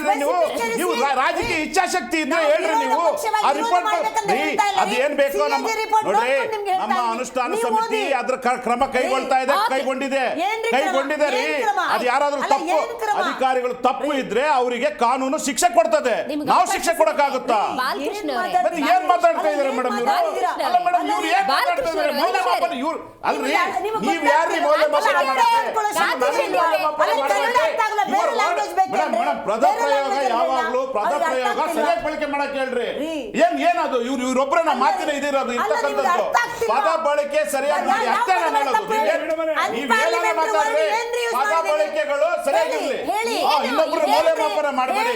ನೀವು ಇನ್ನೊಬ್ರು ಮೌಲ್ಯಮಾಪನ ಮಾಡಿದಾಗ ನಾನು ಅಬ್ಜೆಕ್ಷನ್ ಮಾಡೇ ಮಾಡ್ತೀನಿ. ಯಾವುದೇ ಕಾರಣಕ್ಕೂ ಮಾಡಿದ್ರು ಅವರು ಮೌಲ್ಯಮಾಪನ ಗೊತ್ತಿಲ್ಲ ಏನದು ಯಾವ ತರ ಹೇಳ್ತಾ ಇದ್ರಿ ನೀವು? ಗೊತ್ತಿಲ್ಲ ಅಂತ ಹೇಳಿದಾಗ ನಾನು ಮಾತನಾಡಬೇಕಾಗುತ್ತೆ. ಆಯ್ತು, ನಿಮಿಷ ಒಬ್ಬ ಡಿಬೇಟರ್ ಲಕ್ಷಣ ಅಲ್ಲ ಅದು. ಯಾವುದೇ ಮೌಲ್ಯಮಾಪನ ಮಾಡಬಾರ್ದು. ನಾನು ಯಾವತ್ತಾದ್ರೂ ಇವ್ರು ಮೇಡಮ್ ಅವ್ರು ಮಾತನಾಡ್ತಿರೋದು ಅವ್ರಿಗೆ ಗೊತ್ತಿಲ್ಲ ಅಂತ ನಾವು ಹೇಳ್ತೀವ ಅಥವಾ ನಮ್ಮ ಬುದ್ಧಿವಂತಿಕೆ ಪ್ರದರ್ಶನ ಎಲ್ಲರಿಗೂ ತಿಳ್ಕೊಂಡಿರ್ತಾರೆ. ಇದೊಂದೇ ನಾನು ನೋಡ್ತಾ ಇಲ್ಲ. ನೀವು ಮೌಲ್ಯಮಾಪನ ಮಾಡಬೇಡಿ. ಬಾಲಕೃಷ್ಣ ನಿಮ್ ಗೃಹಲಕ್ಷ್ಮಿ ಬಗ್ಗೆ ಮಾತಾಡಕ್ ಇಷ್ಟ ಇಲ್ವಾ? ವಿಚಾರ ಹೇಳಿ ಮೇಡಮ್. ಗೃಹಲಕ್ಷ್ಮಿ ಬಗ್ಗೆ ಮೌಲ್ಯಮಾಪನ ಅವರು ಮಾಡಬಾರ್ದು. ಇನ್ನೊಬ್ಬ ವಕ್ತಾರಗಳ ಮೌಲ್ಯಮಾಪನ ಮಾಡೋದಾದ್ರೆ ನಂದು ಅಬ್ಜೆಕ್ಷನ್ ಇದೆ. ನಾನು ಯಾರನ್ನೂ ಮಾಡಲ್ಲ. ನಾವು ವರ್ಡಿಂಗ್ ಸ್ವಲ್ಪ ಚೇಂಜ್ ಆಗ್ಬೇಕು. ಇದು ಚರ್ಚೆ ಇದು ಚೇಂಜ್ ಆಗ್ಬೇಕು.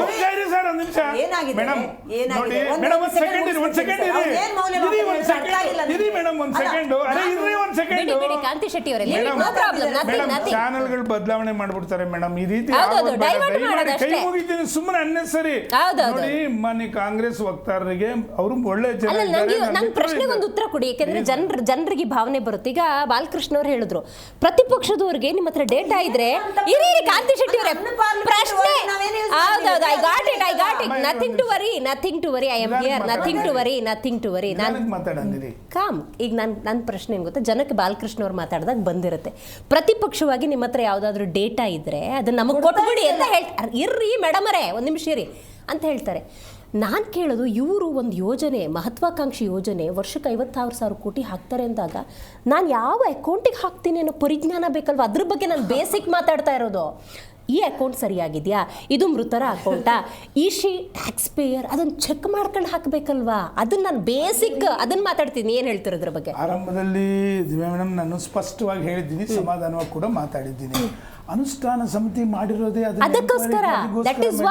ನಾನು ಹೇಳ್ತಾ ಇರ್ತಕ್ಕಂಥ ಸರಿಸುಮಾರು 12 ಕೋಟಿ ಅವರು ಸಂಬಳಗಳು ಕೊಟ್ಟು ರಾಜ್ಯಾದ್ಯಂತ ಅವ್ರು ಇದರಲ್ಲಿ ಟೋಟಲಿ ಸ್ಟೇಟ್ ವೈಸ್ 23 ಕೋಟಿ ರೂಪಾಯಿ ಇವತ್ತು ಒಂದು ವರ್ಷಕ್ಕೆ ಅವ್ರು ಕೊಟ್ಟಿರ್ತಕ್ಕಂಥದ್ದು ಎಲ್ಲ ರಾಜ್ಯಾದ್ಯಂತ ಅವರೇ ಹೇಳಿದ್ರು. ಪಾಪ ಒಪ್ಕೊಂಡಿದ್ದಾರೆ. ಅವ್ರಿಗೆ ಮಿನಿಸ್ಟ್ರಿ ಸ್ಥಾನಮಾನ ಕೊಟ್ಟುಬಿಟ್ಟು ಕಾರ್ಗಳು, ವಸತಿ, ಅವ್ರಿಗೆ ಆಫೀಸ್ಗಳು ಮತ್ತೆ ಸಿಬ್ಬಂದಿ ಎಲ್ಲ ಕೊಟ್ಟಿದ್ದಾರೆ ಅಂತಕ್ಕಂಥದ್ದು ಸ್ಪಷ್ಟ. ನಿಮಗೆ ಕೆಲಸನೇ ಅದು ಸ್ವಾಮಿ, ನಿಮ್ಮ ಕೆಲಸ ಅದು. ಮಾನ್ಯ ಎಚ್ ಎಂ ರೇವಣ್ಣವರು ಪದೇ ಪದೇ ಹೇಳ್ತಾರೆ, ಪಾಪ ನಮ್ಗೆ ಮಾಹಿತಿನೇ ಇಲ್ಲ ಅಂತ ಯಾರೋ ಹೇಳಿದ್ರು, ನಾವು ಎಲ್ಲ ಎನ್ಕ್ವೈರಿ ಮಾಡ್ತಾ ಇದ್ದೀವಿ ಅಂತ ಹೇಳಿ. ಆಮೇಲೆ ಮನೆ ವಕ್ತಾರರೇ ನೀವು ಕೂಡ ಜವಾಬ್ದಾರಿಯುತವಾಗಿ ನಡ್ಕೋಬೇಕಾಗ್ತದೆ. ದಯಮಾಡಿ ಮಾತನ್ನ ವಾಪಸ್ ತಗೊಳ್ಳಿ.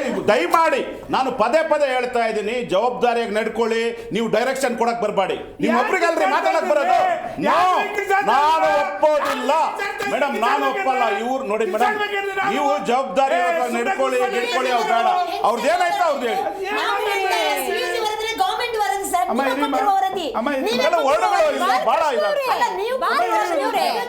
ನೀವು ಕೊಟ್ಟಿರೋ ವರದಿನ ಸರ್ ನಾವು ಮಾತಾಡ್ತಿರೋದು, ನಾವಲ್ಲ. ಫ್ಯಾಕ್ಟ್ಸ್ ಮಾತಾಡ್ತಿಲ್ಲ ರೀ.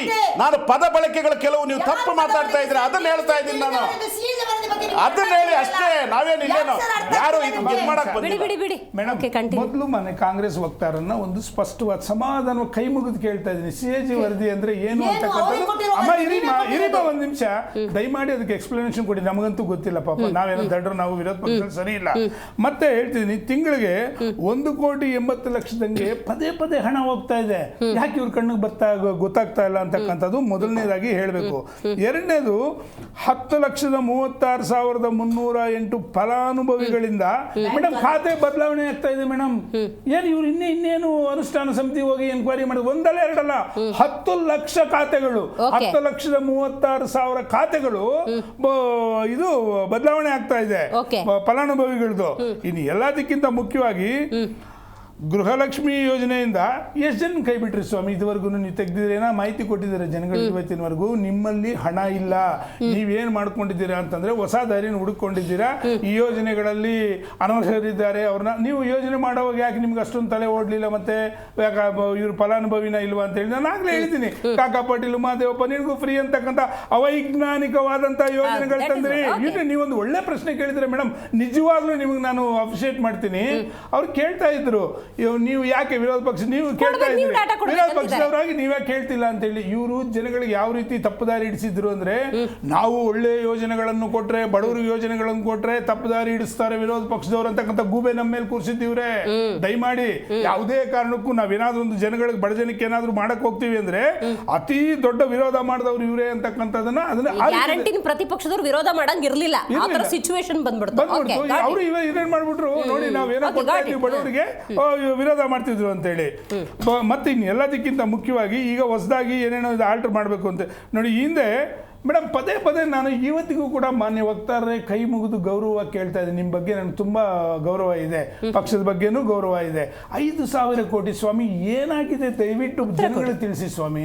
5,000 ಕೋಟಿ ಮೇಡಮ್. ಇನ್ನೊಂದು ಹೋದ ವರ್ಷ ಫೆಬ್ರವರಿ ಮಾರ್ಚ್ ಇವತ್ತಿಂದಲ್ಲ ಮೇಡಮ್, ಅದು 2025 ಇಸ್ವಿದು ಒಂದು ವರ್ಷ ದಾಟೋಗ್ತಾ ಇದೆ ಸ್ವಾಮಿ. ನಿಮ್ ಕೈ ಮುಗಿತೀನಿ, ನೀವ್ ಹೇಳ್ಬೇಕು. ಈಗ ಹೊಸ ಗೈಡ್ ಲೈನ್ಸ್ ಕೊಟ್ಟಿದ್ದೀರಿ, ಏನಂತ ಕೊಟ್ಟಿದ್ದೀರಿ? ಅರ್ಜಿದು ಮೇಡಮ್ ಹೆಸರು, ವಿಳಾಸ, ಆಧಾರ್ ಕಾರ್ಡ್ ಸಂಖ್ಯೆ ಕೇಳಿದ್ದೀರಾ, ಬ್ಯಾಂಕ್ ಖಾತೆ ಮಾಹಿತಿ ಕೇಳಿದ್ದೀರಾ. ಬ್ಯಾಂಕ್ ಖಾತೆ ಮಾಹಿತಿ ನೀವು ತಗೊಂಡಿದ್ರೆ ಬೇರೆ ಖಾತೆಗಳಿಗೆ ಹೇಗೆ ಹೋಗುತ್ತೆ? ಇಷ್ಟು ದಿವಸ ಹಾಕಿದ್ ಯಾವ ಖಾತೆಗೆ? ಮತ್ತೆ ಬ್ಯಾಂಕ್ ಖಾತೆ ಹೊಸದಾಗಿ ಬೇಕಂದ್ರೆ ಯಾವ್ದಕ್ಕೆ ಹಾಕಿದ್ದಾರೆ ಅವರೇ ಹೇಳ್ಬೇಕಾಗುತ್ತೆ. ಇನ್ನೊಂದು ಲಾಸ್ಟ್ ಲೈನ್ ಒಂದಿದೆ, ಹೊಸದಾಗಿ ಸೇರ್ಪಡೆ ಬಯಸುವವರು BPL APL ಕಾರ್ಡ್ ಇರಬೇಕು, ಜೊತೆಯಲ್ಲಿ ಎಂಥದಪ್ಪ ಇದು ನಿಮ್ಮ ಜಾತಿ ಪ್ರಮಾಣ ಪತ್ರ ಅಂತಾರೆ. ನೀವು ದಯಮಾಡಿ ಮೇಡಮ್ ತಮ್ಮ ತಂಡವನ್ನು ಕರ್ಕೊಂಡು ಜಾತಿ ಪ್ರಮಾಣ ಪತ್ರ ಆಫೀಸ್ ಹತ್ರಕ್ಕೆ ಹೋಗಿ, ಸರಿ ಸುಮಾರು 1.5 ತಿಂಗಳು ನೀವು ತಿರುಗಾಡಬೇಕಾಗುತ್ತೆ ಜಾತಿ ಪ್ರಮಾಣ ಪತ್ರ ಬೇಕು ಅಂದ್ರೆ. ಬಡವರು ಇದರಲ್ಲಿ ದುಡ್ಡು ಹಾಕ್ತಾರ ಇಲ್ವಾ ಮೇಡಮ್? ಹಾಕಲ್ಲ ಮೇಡಮ್. ಇನ್ನೊಂದು ಇಲ್ಲಿ ಏನಾಗಿದೆ ಗೊತ್ತಾ ಮೇಡಮ್, ಅದ್ಭುತವಾದ ವಿಚಾರ. ಮೇಡಮ್ ಒಂದು ನಿಮಿಷ ಮೇಡಮ್, ಅನಕ್ಷರಸ್ಥರಿದ್ದಾರೆ ಸಾಕಷ್ಟು ಜನ, ಇವ್ರ ದುಡ್ಡನ್ನ ಗೋಲ್ಮಾಲ್ ಮಾಡಿ ತಿಂದು ತೇಗಿ ನೀರು ಕುಡಿದು ಬಿಟ್ಟಿದ್ದಾರೆ. ಇವತ್ತು ಎಲ್ಲ ಪ್ರಶ್ನೆಗೆ ಉತ್ತರ ತಗೊಳ್ಳೋಣ. ಬಾಲಕೃಷ್ಣ ಅವ್ರು ಮಾತಾಡ್ತಾರೆ, ನೀವು ಹಂಗೆ ಇರಿ ದಯವಿಟ್ಟು. ಪಾಪ ಮಾತಾಡ್ತೀನಿ ಪ್ರಸಾದ್ ಅವ್ರು ಮಾತಾಡ್ತೀನಿ. ಆಯ್ತು, ಬ್ರೇಕ್ ತಗೋಬೇಕಲ್ಲ ನಾನೊಂದು. ಓಕೆ, CAG ಅನ್ನುವಂಥ ರಿಪೋರ್ಟ್ ಬಗ್ಗೆನೇ ಈಗ ಇಷ್ಟೋ ತನಕ ಒಂದಷ್ಟು ಚರ್ಚೆ ಆಯಿತು. ಏನು ಹಂಗಂದ್ರೆ ಅದ್ರ ಬಗ್ಗೆ ನಿಮಗೆ ಕ್ಲಾರಿಟಿ ಬೇಕಲ್ಲ. ಅಯ್ಯೋ CAG ಬಂದ್ಬಿಟ್ಟಿದೆಯಂತೆ, ರಿಪೋರ್ಟ್ ಬಂದ್ಬಿಟ್ಟಿದೆಯಂತೆ. ಆ ರಿಪೋರ್ಟಿಗೆ ಸಂಬಂಧಪಟ್ಟಂತೆ ಈಗ ಪ್ರತಿಪಕ್ಷದವರು ಆಕ್ರೋಶ ವ್ಯಕ್ತಪಡಿಸ್ತಿದ್ದಾರೆ. Comptroller and audit general of India constitutional ಬಾಡಿನೇ ಇದು. ಅಂದರೆ ಸಂವಿಧಾನಾತ್ಮಕವಾಗಿ ವಾಚ್ ಡಾಗ್ ಅಂತೀವ್ರು ನೋಡಿ, ಆ ರೀತಿ ಕೆಲಸ ಮಾಡುವಂತಹ CAG ಇದು ಸುಪ್ರೀಂ ಆಡಿಟ್ ರಿಪೋರ್ಟನ್ನು ಕೊಡುತ್ತೆ. It is ultimate. ಇದೇನು ರಿಪೋರ್ಟ್ ಕೊಡುತ್ತೆ ಅದನ್ನು ನಾವು ಅಲ್ಟಿಮೇಟ್ ಅಂತ ಪರಿಗಣಿಸಬೇಕಾಗತ್ತೆ. ಅರ್ಥ ಮಾಡ್ಕೊಳ್ಳಿ.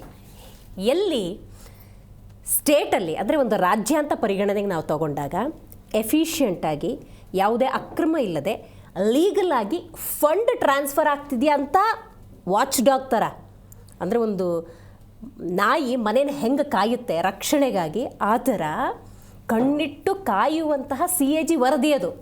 ಫಸ್ಟು ಆ ವರದಿನ ರೆಸ್ಪೆಕ್ಟ್ ಮಾಡಬೇಕು. ಅಯ್ಯೋಯ್ಯೋ ನಮ್ಮ ಸರ್ಕಾರದಿಂದ ಇಷ್ಟೊಂದು ಲೋಪ ಆಗಿದೆಯಾ, ತಪ್ಪಾಗಿದೆ, ತಿದ್ಕೊಂತೀವಿ, ಸರಿ ಮಾಡ್ಕೋತೀವಿ, ಮುಂದಿನ ದಿನಗಳಲ್ಲಿ ಹಿಂಗೆ ಆಗದಿರಂಗೆ ನಾವು ನೋಡ್ಕೋತೀವಿ. ಸಾಧ್ಯತೆಗಳಿದ್ರೆ ಕಾನೂನಾತ್ಮಕವಾಗಿ ಹಣ ಹೆಂಗೂ ಹೋಗಿದೆ ಅದನ್ನು ರಿಕವರಿ ಮಾಡೋಕ್ಕೆ ಟ್ರೈ ಮಾಡ್ತೀವಿ. We will do our level best. ಈ ಥರ ಟಾಕ್ ನಾನು ಎಕ್ಸ್ಪೆಕ್ಟ್ ಮಾಡ್ತಿರೋದು ಆಡಳಿತ ಪಕ್ಷದಿಂದ. ಅದು ಸಿಗ್ತಾ ಇಲ್ಲ. ಗೃಹಲಕ್ಷ್ಮಿ ದುಡ್ಡು ಕರ್ನಾಟಕದಲ್ಲಿ ಆಡಳಿತ ನಡೆಸ್ತಾ ಇರುವಂಥ ಕಾಂಗ್ರೆಸ್ಸೇ ಕೊಡ್ತಾ ಇರ್ಬೋದು, ಆದರೆ ಅದು ಜನರ ದುಡ್ಡು. ಒಬ್ಬ ಹೆಣ್ಮಗಳು ದುಡಿತಾ ಇದ್ದರೆ ಅವಳು ಕಟ್ಟಿರುವಂಥ ಟ್ಯಾಕ್ಸ್ನ ದುಡ್ಡು, ಪ್ರತ್ಯಕ್ಷ ಹಾಗೂ ಪರೋಕ್ಷವಾಗಿ ಬಡವರ್ಗದಿಂದ ಶ್ರೀಮಂತರು ಕಟ್ಟಿರುವಂಥ ಟ್ಯಾಕ್ಸ್ ದುಡ್ಡದು. ಮಧ್ಯಮ ವರ್ಗ ಹಗಲು ರಾತ್ರಿ ಅನ್ನದೇ ದುಡಿದಿರುವಂಥ ಟ್ಯಾಕ್ಸ್ ದುಡ್ಡದು. ಆಟೋ ಚಾಲಕರು, ಖಾಸಗಿ ವಾಹನ ಚಾಲಕರು, ಹೀಗೆ ನಿರಂತರವಾಗಿ ಉದ್ಯೋಗ ಮಾಡ್ತಿರುವಂತಹ ಉದ್ಯೋಗಿಗಳ ಟ್ಯಾಕ್ಸ್ ದುಡ್ಡು ಹಿಂಗೆ ಪೋಲಾಗ್ಬಿಟ್ರೆ ಹೆಂಗೆ ಅನ್ನೋದೇ ನಮ್ಮ ಪ್ರಶ್ನೆ. CAG ರಿಪೋರ್ಟ್ ಬಂದಿದೆ ಬಾಲಕೃಷ್ಣ ಅವರೇ, ಆ ರಿಪೋರ್ಟ್ಗೆ ಸಂಬಂಧಪಟ್ಟಂತೆ ಕೇಳ್ತಾ ಇದ್ದೀನಿ. ಈಗ ಆಡಳಿತ ಪಕ್ಷದ ಧೋರಣೆ, ಯೋಚನೆ, ಭಾವನೆ, ಪ್ರತಿಕ್ರಿಯೆ ಹೆಂಗಿರಬೇಕು ಅಂದರೆ CAG ರಿಪೋರ್ಟ್ ಬಂದಿದೆ, ಲೋಪ ಆಗಿದೆ ಅನ್ನುವಂಥ ಮಾಹಿತಿ ಇದೆ. ನಾವು ಅದನ್ನು ಸಂಪೂರ್ಣವಾಗಿ ಪರಿಗಣಿಸ್ತೀವಿ, ಅದನ್ನು ಗಂಭೀರವಾಗಿ ತಗೋತೀವಿ, ಮುಂದೆಂದು ಹಿಂಗೆ ಆಗ್ದಂಗೆ ಜವಾಬ್ದಾರಿ ತಗೋತೀವಿ, ಸಾಧ್ಯ ಇದ್ದರೆ ಅದನ್ನು ರಿಕವರಿ ಮಾಡ್ತೀವಿ. ಈ ಮಾತು ಬರಲ್ವಲ್ಲ ನಿಮ್ಮ ಹತ್ರ, ಯಾಕೆ ಇಲ್ಲ? ನೋಡಿ, CAG ಇದು ವರದಿ ಖಂಡಿತ ರಾಜ್ಯ ಯೋಜನೆಗಳ ಬಗ್ಗೆ ಲೆಕ್ಕದಲ್ಲಿ, ಸೊ ಆ ಯೋಜನೆಗಳಲ್ಲಿ ತಪ್ಪಾದಾಗ ಅದನ್ನು ಒಂದು ಗಮನಿಸ್ತಕ್ಕಂಥದ್ದು, ಅದು ರಿಪೋರ್ಟ್ ಸಬ್ಮಿಟ್ ಮಾಡ್ತಕ್ಕಂಥದ್ದು, ಅದು ಸಂವಿಧಾನದ ಬದ್ಧವಾಗಿ ಬಂದಂತಹ ಒಂದು ಸಂಸ್ಥೆ, ಅದು ನಮಗೆ ಗೊತ್ತಿದೆ. ಎರಡನೇದಾಗಿ ಏನಂತ ಹೇಳಿದ್ರೆ, CAG ರಿಪೋರ್ಟು ಬಂದಿದೆ, ಅದರಲ್ಲಿ ವ್ಯತ್ಯಾಸ ಆಗಿದೆ ಅಂದ ಮಾತ್ರಕ್ಕೆ ನಾವೇನು ಅದನ್ನು ಸರಿ ಮಾಡಲ್ಲ ಅಂತ ಹೇಳ್ತಾ ಇಲ್ಲ. ನಮ್ಮ ಅನುಷ್ಠಾನ ಸಮಿತಿ ಇದೆ, ನಮ್ಮ ಸರ್ಕಾರ ಇದೆ, ಅದಕ್ಕೆ ಅದರದೇ ಆದಂತಹ ಪ್ರೊಸೀಜರ್ಸು ಲೇಟ್ ಡೌನ್ ಮಾಡಿಕೊಟ್ಟಿದೆ, ಹಾಕ್ಕೊಟ್ಟಿದೆ. ಅದನ್ನು ನಾವು ಅದಕ್ಕೆ ಸಮಯ ಹಿಡಿತದೆ. ಇವತ್ತೇ ಅಲ್ಲ, ಒಂದು ನಿಮಿಷ, ನಡೀತಾ ಇದೆ, ಪ್ರೊಸೀಜರ್ ನಡೀತಾ ಇದೆ. ಇವತ್ತೇನಾದರೂ CAG ವರದಿ ಕೊಟ್ಟಾಗ ಸರ್ಕಾರ ಅದನ್ನು ಮತ್ತೆ ಪರಿಶೀಲನೆ ಮಾಡಿ, ಹೌದು ಇದರಲ್ಲಿ ಏನಾರು ವ್ಯತ್ಯಾಸಗಳಿದ್ದರೆ ಸೊ ಖಂಡಿತವಾಗೂ ಕೂಡ ನಾವು ಅದನ್ನು ಕೇಸ್ ಮಾಡ್ತಕ್ಕಂಥದ್ದು, ಕ್ರಿಮಿನಲ್ ಕೇಸ್ ಆಗ್ತಕ್ಕಂಥದ್ದು.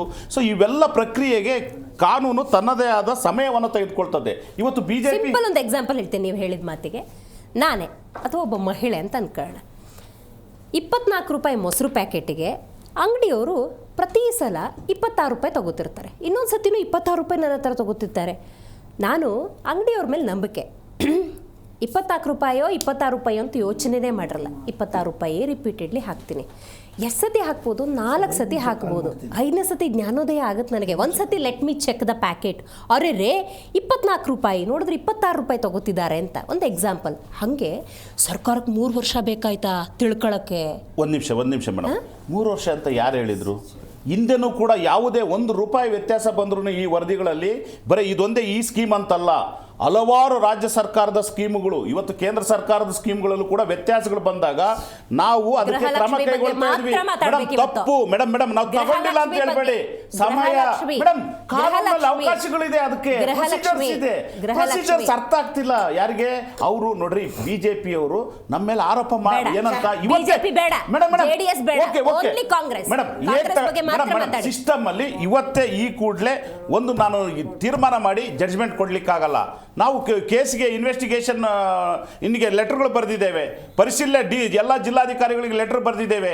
ಯಾವ ರೀತಿ ಅಕೌಂಟ್ಗಳಲ್ಲಿ ಯಾರು ಅದನ್ನು ದುರುಪಯೋಗ ಪಡ್ಕೊಂಡಿದ್ರೆ ಅದಕ್ಕೇನು ಕಾನೂನಿನಲ್ಲಿದೆ ಅದ್ರ ಪ್ರಕಾರ ಶಿಕ್ಷೆ ಆಗ್ತದೆ.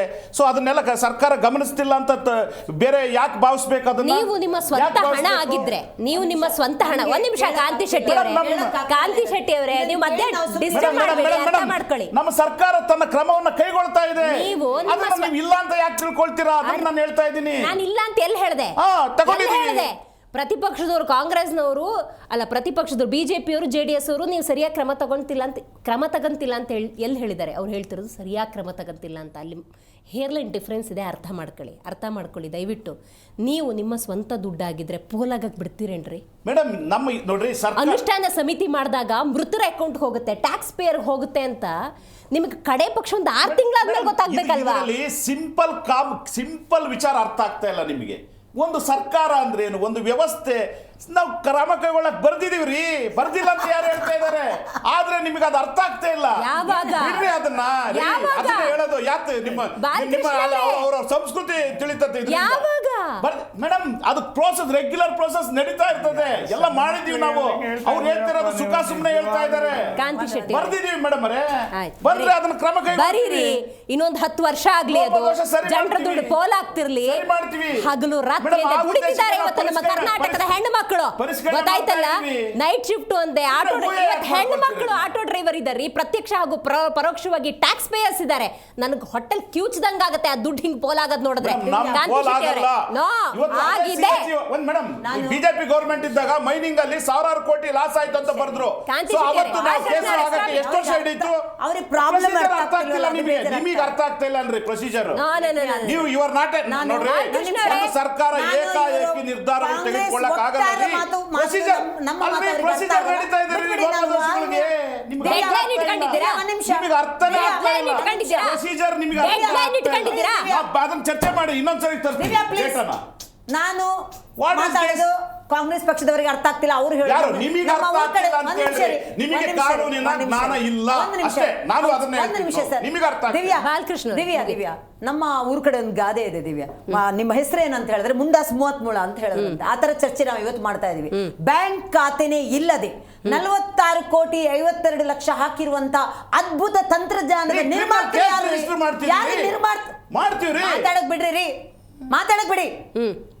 ಬ್ಯಾಂಕ್ ಖಾತೆನೇ ಇಲ್ಲದೆ 46 ಕೋಟಿ 56 ಲಕ್ಷ ಅದ್ಭುತವಾದ ತಂತ್ರಜ್ಞಾನ ನಿರ್ಮಾಣ ಮಾಡಂತ ಬ್ಯಾಂಕ್ ಖಾತೆ ಇಲ್ಲದ ದುಡ್ಡು ಹಾಕಿದಂತ ಈ ತಂತ್ರಜ್ಞಾನ ಯಾರು ಮಾಡಿದ್ದಾರೆ? ಅದು ಅಲ್ಲದೆ ಒಂದೇ ಅಕೌಂಟಿಗೆ 19,000 ಜನರ ಮಹಿಳೆಯರ ದುಡ್ಡು, ಗೃಹಲಕ್ಷ್ಮಿಯರ ದುಡ್ಡನ್ನು ಹಾಕಿದ್ದಾರೆ ಅಂದ್ರೆ ಇಂತಹ ಒಂದು ಅದ್ಭುತ ತಂತ್ರಜ್ಞಾನ ನಿರ್ಮಾತ್ರ ಮಾಡಿದ್ದಾರೆ ಅಂದ್ರೆ ಮಹಿಳಾ ಮತ್ತು ಮಕ್ಕಳ ಖಾತೆ ಇಲಾಖೆಯ ಮಾಜಿ ಸಚಿವೆ ಲಕ್ಷ್ಮೀ ಹೆಬ್ಬಾಳ್ಕರಿಗೆ ಕೈ ಮುಗಿದು ಕೇಳ್ಕೊಳ್ತೀನಿ. 1,95,000 ಲಕ್ಷ್ಮಿಯರು ಸತ್ತೋದ್ರ. ಲಕ್ಷ್ಮಿಯರು ಹೆಣ್ಣು ಮಕ್ಕಳು ಸತ್ತೋದೆಕೊಂಡು ನೀವು ಹಾಕಿದೀನಿ ಅಂತ ಹೇಳಿದ್ರಲ್ಲ. ಇವತ್ತು ಈ ಒಂದು ಅದ್ಭುತ ತಂತ್ರಜ್ಞಾನ ಅವ್ರದ್ದು ಬಿಟ್ಟು ಒಂದು ಆಧಾರ್ ಕಾರ್ಡ್ ಜೋಡಣೆ ಮಾಡಕ್ಕೆ, ಅಥವಾ ನಮ್ಮ ಪಾನ್ ಕಾರ್ಡ್ ಜೋಡಣೆ ಮಾಡಕ್ಕೆ, ನಮ್ಮ ID ಜೋಡಣೆ ಮಾಡಕ್ಕೆ, ಅಥವಾ ಡೆತ್ ಸರ್ಟಿಫಿಕೇಟ್ ಇರ್ಬೋದು, ಇಂಟರ್ನಲ್ ನಮ್ಮ ಏನು ಸರ್ಕಾರ ಒಂದೇ ಕೆಲಸ ಮಾಡುವಾಗ ಎಷ್ಟು ತಿಂಗಳು ತಗೊಳುತ್ತೆ ಅದನ್ನ ಅಪ್ಡೇಟ್ ಮಾಡಕ್ಕೆ? ಈ ತರದ ಒಂದು ಅದ್ಭುತ ಮಾದರಿನ 46 ಕೋಟಿ ಯಾರ್ದೋ ಅಕೌಂಟ್ ಇಲ್ಲದವ್ರಿಗೆ ಕೊಡ್ತೀರಾ ಅಂದ್ರೆ ಬ್ಯಾಂಕ್ ಅವ್ರು ಯಾರನ್ನಾದ್ರೂ ಲೈನ್ ತಗೊಳ್ರಿ. 46 ಕೋಟಿ ಅಕೌಂಟ್ ಚಿಲ್ಡ್ರೆ ಫಲಾನುಭವಿಗಳಿಗೆ ಒಂದೇ ಖಾತೆ ಅಂತೆ ಹೆಂಗದು? ಅಲ್ಲಲ್ಲ, 19,000 ಫಲಾನುಭವಿಗಳ ಹೆಸರು ಕೊಟ್ಟಿದೀವಂತ ಈ ತರ ಪದೇ ಒಂದ್ಸರಿ ಅಲ್ಲ. ಎಲ್ಲಿ ಹೋಯ್ತಾ ದುಡ್ಡು? ಅದನ್ನೇ ನಾನು ಹೇಳಿದ್ದು. ಅದನ್ನು ನೋಡ್ಕೊಳ್ಳಕ್ಕೆ ಅವರು ಕಾಂಗ್ರೆಸ್ ವಕ್ತಾರಿಗೆ ಅರ್ಥ ಸಮಿತಿ ಅದನ್ನ ಪರಿಶೀಲನೆ ಮಾಡಿ ಅದನ್ನೇನು ಕಾನೂನು ಕ್ರಮ ಕೈಗೊಳ್ತಾ ಇದ್ದೀರಿ, ಅದು ನಿಮಗೆ ಅರ್ಥ ಆಗ್ತಾ ಇಲ್ಲ. ನಾನು ಸ್ಪಷ್ಟನೆ ಕೊಡ್ತಾ ಇದ್ದೀನಿ, ಮತ್ತೆ ಪದೇ ಅದನ್ನ ಹೇಳ್ತಾ ಇದ್ದೀರಾ. ಸ್ಪಷ್ಟನೆ ಕೊಡ್ಬೇಡಿ. ನಾನು ಸ್ಪಷ್ಟನೆ ನೀವು ಸಿಜೆ ಬಾಲಕೃಷ್ಣ ಬೇಡ ಕೊಡುದು. ಹೇಳಿದ್ರೆ ಅರ್ಥ ಆಗಲ್ಲ. ನಾಗೇಂದ್ರ ಬಾಬು ಅವರು ರಿಪೀಟೆಡ್ಲಿ ಅದನ್ನೇ ಪ್ರಶ್ನೆ ಮಾಡ್ತಾರೆ ಅಂದ್ರೆ ಏನ್ ಗೊತ್ತಾ? ನೀವು ಕಮ್ಯುನಿಕೇಟ್ ಮಾಡಿದವರಿಗೆ ರೀಚ್ ಆಗ್ತಿಲ್ಲ ಅಂತ, ಪ್ರಾಪರ್ ಉತ್ತರ ಸಿಕ್ಕಿಲ್ಲ ಅಂತ. ನೀವು ಹೇಳಿದ್ದನ್ನೆಲ್ಲ ಒಪ್ಕೋಬೇಕು.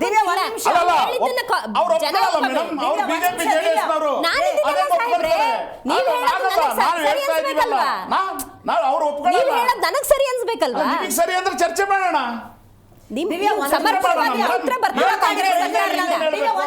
ಮುಗಿಸಿಲ್ಲ. ನಾನು ಮತ್ತೆ ಪದೇ ಹೇಳ್ತೀನಿ, ವಾಹಿನಿ ವೀಕ್ಷಕರಿಗೆ ಹೇಳ್ತೀನಿ. ಯಾಕಂದ್ರೆ ಕಾಂಗ್ರೆಸ್ ಪಕ್ಷದವರಿಗೆ ನಾವು ಹೇಳೋದು ಅರ್ಥ ಆಗಲ್ಲ. ನಾವು ಹೇಳೋದು ಬೇಡ. ನಾನು ಜನರಿಗೆ ಹೇಳ್ತಿದ್ದೀನಿ, ಆಯ್ತು ಸರ್, ನಿಮ್ಮ ಅನುಷ್ಠಾನ ಸಮಿತಿ ಬಗ್ಗೆನೇ ಮಾತಾಡಿ. ಒಂದ್ ನಿಮಿಷ ಸರ್. ದಿವ್ಯಾ, ನಾನು ವೀಕ್ಷಕರಿಗೆ ಹೇಳಕ್ ಬಸ್ತೀನಿ, 4,582 ಜನ ಅನುಷ್ಠಾನ ಸಮಿತಿಯಲ್ಲಿ ಅಪಾಯಿಂಟ್ ಆದ್ರಲ್ಲ, ವಿತ್ ಕ್ಯಾಬಿನೆಟ್ ದರ್ಜೆ ಮಿನಿಸ್ಟರ್ ಒಂದಿಗೆ. ಕರೆಕ್ಟ್. ಅವರಿಗೆ 23 ಕೋಟಿ 32 ಲಕ್ಷ ವರ್ಷಕ್ಕೆ ಸ್ಯಾಲರಿ ಹೋಯ್ತಲ್ಲ, ಸರಿ ಸುಮಾರು 75 ಕೋಟಿ ಸ್ಯಾಲರಿ ಹೋಯ್ತಲ್ಲ, ಆ ಸ್ಯಾಲರಿ ವಾಪಸ್ ಬರುತ್ತೆ ನಮ್ಗೆ. ಕರೆಕ್ಟ್. ಅಥವಾ ಈ ತರ 1,95,000 ಮೃತರ ಅಕೌಂಟ್ಗೆ ಸರಿ ಸುಮಾರು 2,332 ಕೋಟಿ ಕ್ರೆಡಿಟ್ ಆಗಿದೆ ಅಲ್ವಾ? ಮೃತರ ಅಕೌಂಟ್ ಅಂತ ಹೇಳಿದ್ರೆ ಯಾರಿಲ್ಲ, ಅದು ವಾಪಸ್ ಬರುತ್ತೆ ನಮ್ಗೆ, ವಾಪಸ್ ತಗೊಳ್ತಾರ. ಅಕೌಂಟ್ ಅಲ್ಲಿ ದುಡ್ಡು ಹಂಗೆ ಇತ್ತು ಅಂದ್ರೆ ದೇ ಕ್ಯಾನ್ ರಿಕವರ್. ಅಲ್ಲ, ಹಂಗೆ ಸತ್ತವರ ಅಕೌಂಟ್ ಅಂತ ಹೇಳಿದ್ಮೇಲೆ ನೀವು ಅಕೌಂಟ್ ಈ ತರ ಇರುವಾಗ ಈ 3 ವರ್ಷದಲ್ಲಿ ಒಂದ್ಸರಿ ಗೃಹಲಕ್ಷ್ಮಿ ಫಲಾನುಭವಿಗಳು ಅಂತೇಳಿ ಅಪ್ಲಿಕೇಶನ್ ಹಾಕಿರ್ತಾರೆ. 10 ಲಕ್ಷ ಜನ ಖಾತೆನ ಯಾಕೆ ಬದಲಾವಣೆ ಮಾಡಿದ್ರು? ಇಮಿಡಿಯೇಟ್ ಆಗಿ ಗೃಹಲಕ್ಷ್ಮಿ ತಗೊಳ್ಳೋದು ಯಾರು? ತೀರಾ ಬೇಕಾ ಅಂತ ನೀವು ಹೇಳ್ತಿದ್ದೀರಾ.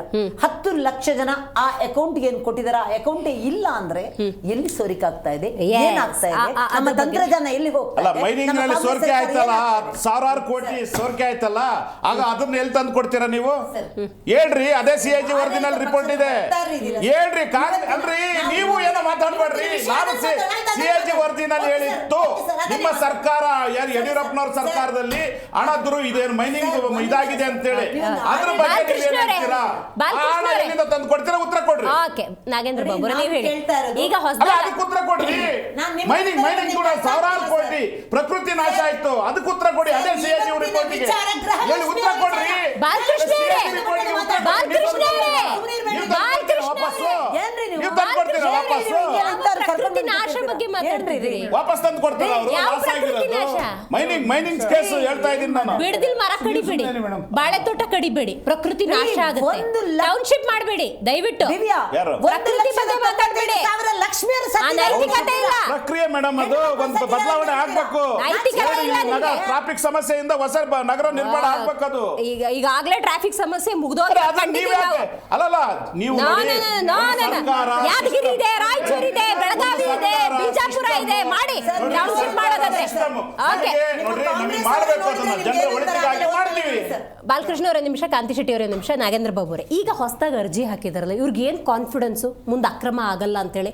ಅದಕ್ಕೊಂದು ಪ್ರಾಕ್ಟಿಕಲಿ ನಂಗೆ ಹೇಳಿ.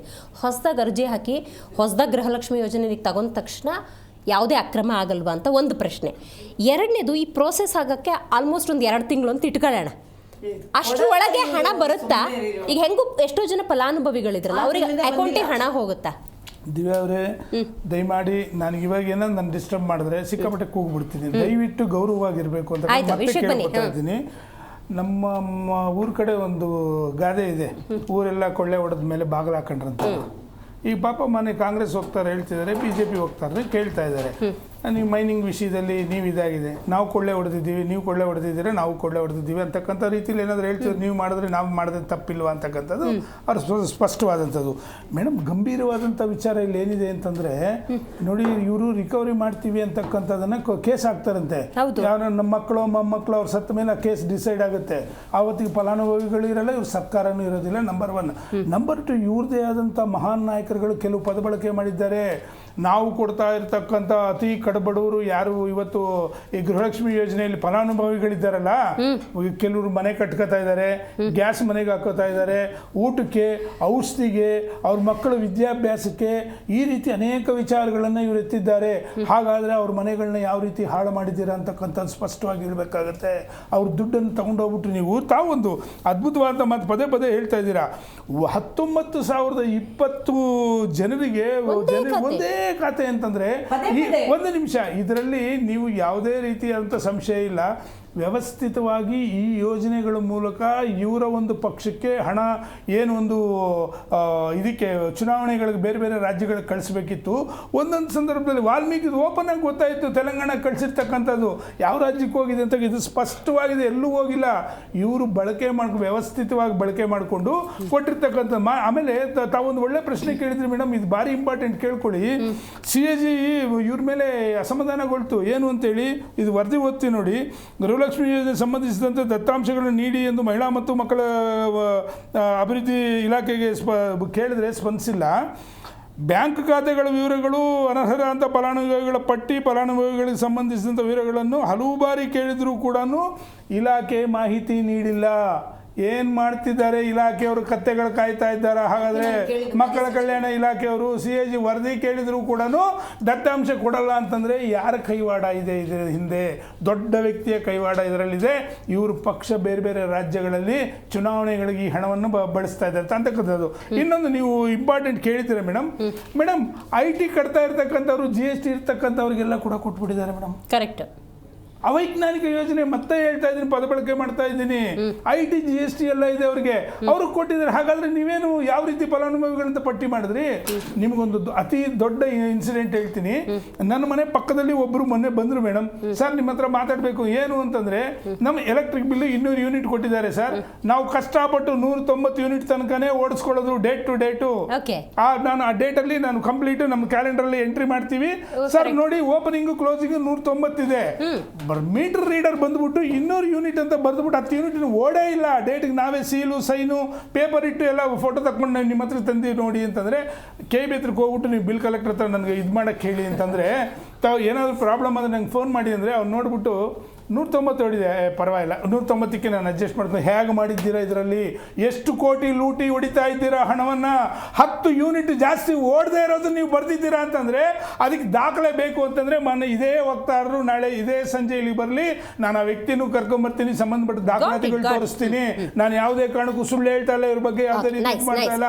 ಈ ಯೋಜನೆ ಮುಖಾಂತರ ಉಚಿತಗಳ ಹೆಸರಲ್ಲಿ ಲೂಟ್ ಹೊಡಿತಾ ಇದ್ದಾರೆ ಕಾಂಗ್ರೆಸ್ ಸರ್ಕಾರ. ಜನರ ಪ್ರತಿಪಕ್ಷದಲ್ಲಿ ಇದ್ದೀರಲ್ವಾ, ಬಿಜೆಪಿ ಮತ್ತು ಜೆಡಿಎಸ್ ಜೊತೆಯಾಗಿ ನಿಂತ್ಕೊಂಡಿದ್ದೀರಲ್ಲ, ಬರೀ ಪೋಸ್ಟ್ರುಗಳಿಗೆ ರಿಯಾಕ್ಟ್ ಮಾಡ್ತಾನೆ ಕೂತ್ಕೋತೀರಾ ಅಥವಾ ನಿಂತ್ಕೋತೀರಾ ಈ ಗೃಹಲಕ್ಷ್ಮಿಯರ ಪರವಾಗಿ? ಮೇಡಮ್, ಇದು ಮೊಂಡ ಸರ್ಕಾರ.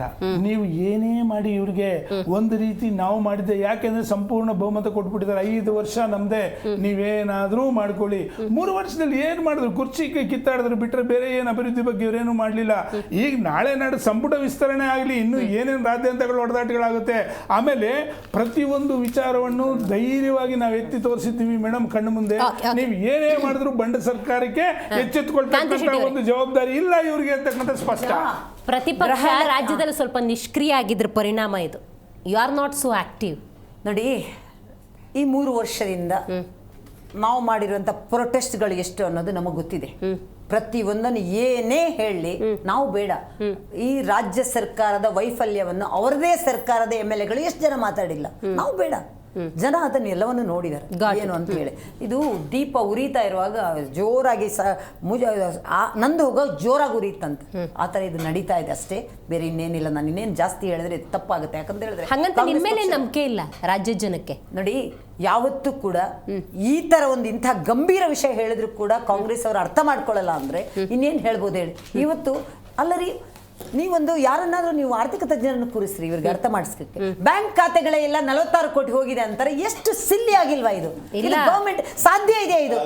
ಅಲ್ಲ, ಸಾಧ್ಯ ಇದೆ ಇದು. ಅಲ್ಲ ಹೋಗ್ಲಿ,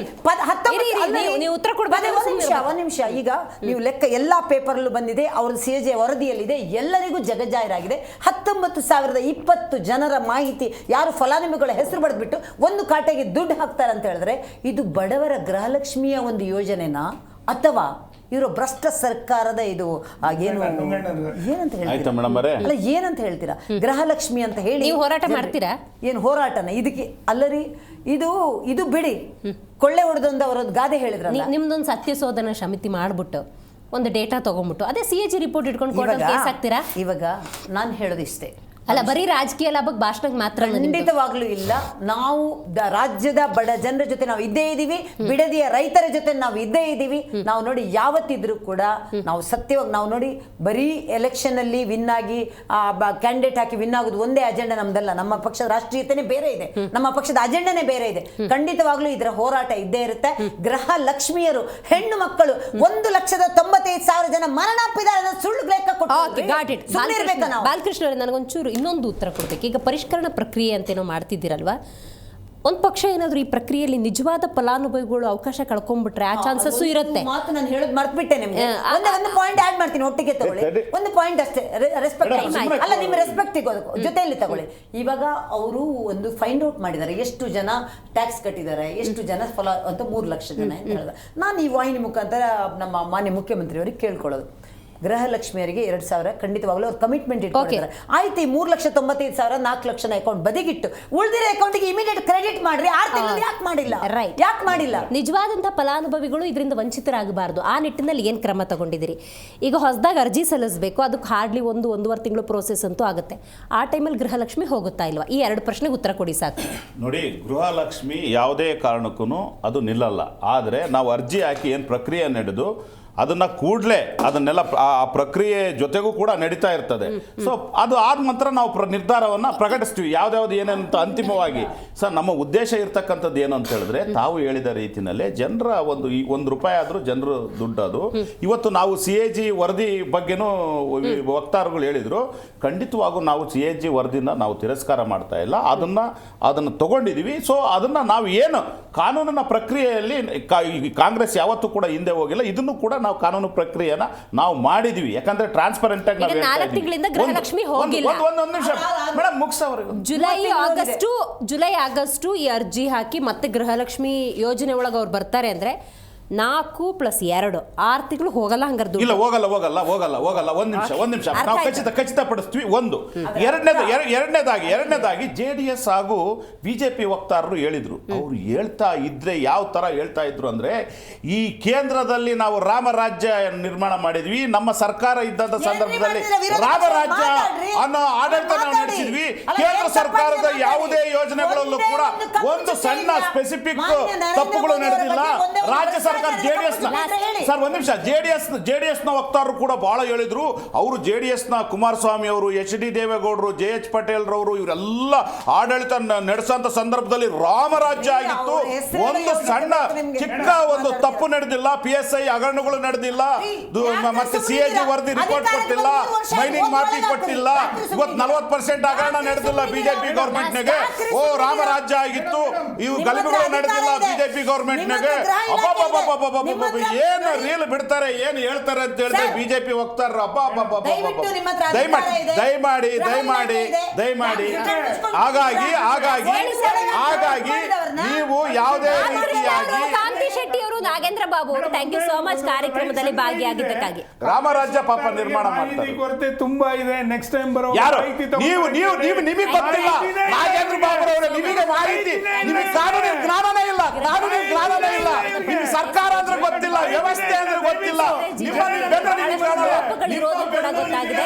ಇದಕ್ಕೆ ಸಂಬಂಧಪಟ್ಟಂತೆ ಸರ್ಕಾರ ಯಾವ ರೀತಿಯ ಕ್ರಮವನ್ನು ತೆಗೆದುಕೊಳ್ಳುತ್ತೆ, ಪರಿಷ್ಕರಣಾ ಪ್ರಕ್ರಿಯೆ ಕೂಡ ಆಗ್ತಿರೋದ್ರಿಂದಾಗಿ ನಿಜವಾದಂತಹ ಫಲಾನುಭವಿಗಳು ವಂಚಿತರಾಗದಂತೆ ಯಾವ ರೀತಿ ಕ್ರಮಕ್ಕೆ ಮುಂದಾಗ್ತಾರೆ. ಈಗಾಗಲೇ ಕೋಟ್ಯಾಂತರ ರೂಪಾಯಿ ಹಣ ಹೋಗಿರೋದ್ರಿಂದಾಗಿ ಅದನ್ನು ರಿಕವರಿ ಮಾಡೋದಕ್ಕೆ ಸರ್ಕಾರ ಯಾವ ರೀತಿ ಕ್ರಮ ತಗೊಳ್ಳುತ್ತೆ, ಹೀಗೆ ಹಲವಾರು ಪ್ರಶ್ನೆಗಳಿದ್ದಾವೆ ಅಂತ ಹೇಳ್ತಾ ಇವತ್ತಿನ ಕಾರ್ಯಕ್ರಮ ಮುಗಿಸೋಣ. ನೋಡ್ತಾ ಇರಿ ಜೀ ಕನ್ನಡ, ಸತ್ಯವೇ ಸುದ್ದಿಯ ಜೀವಳ.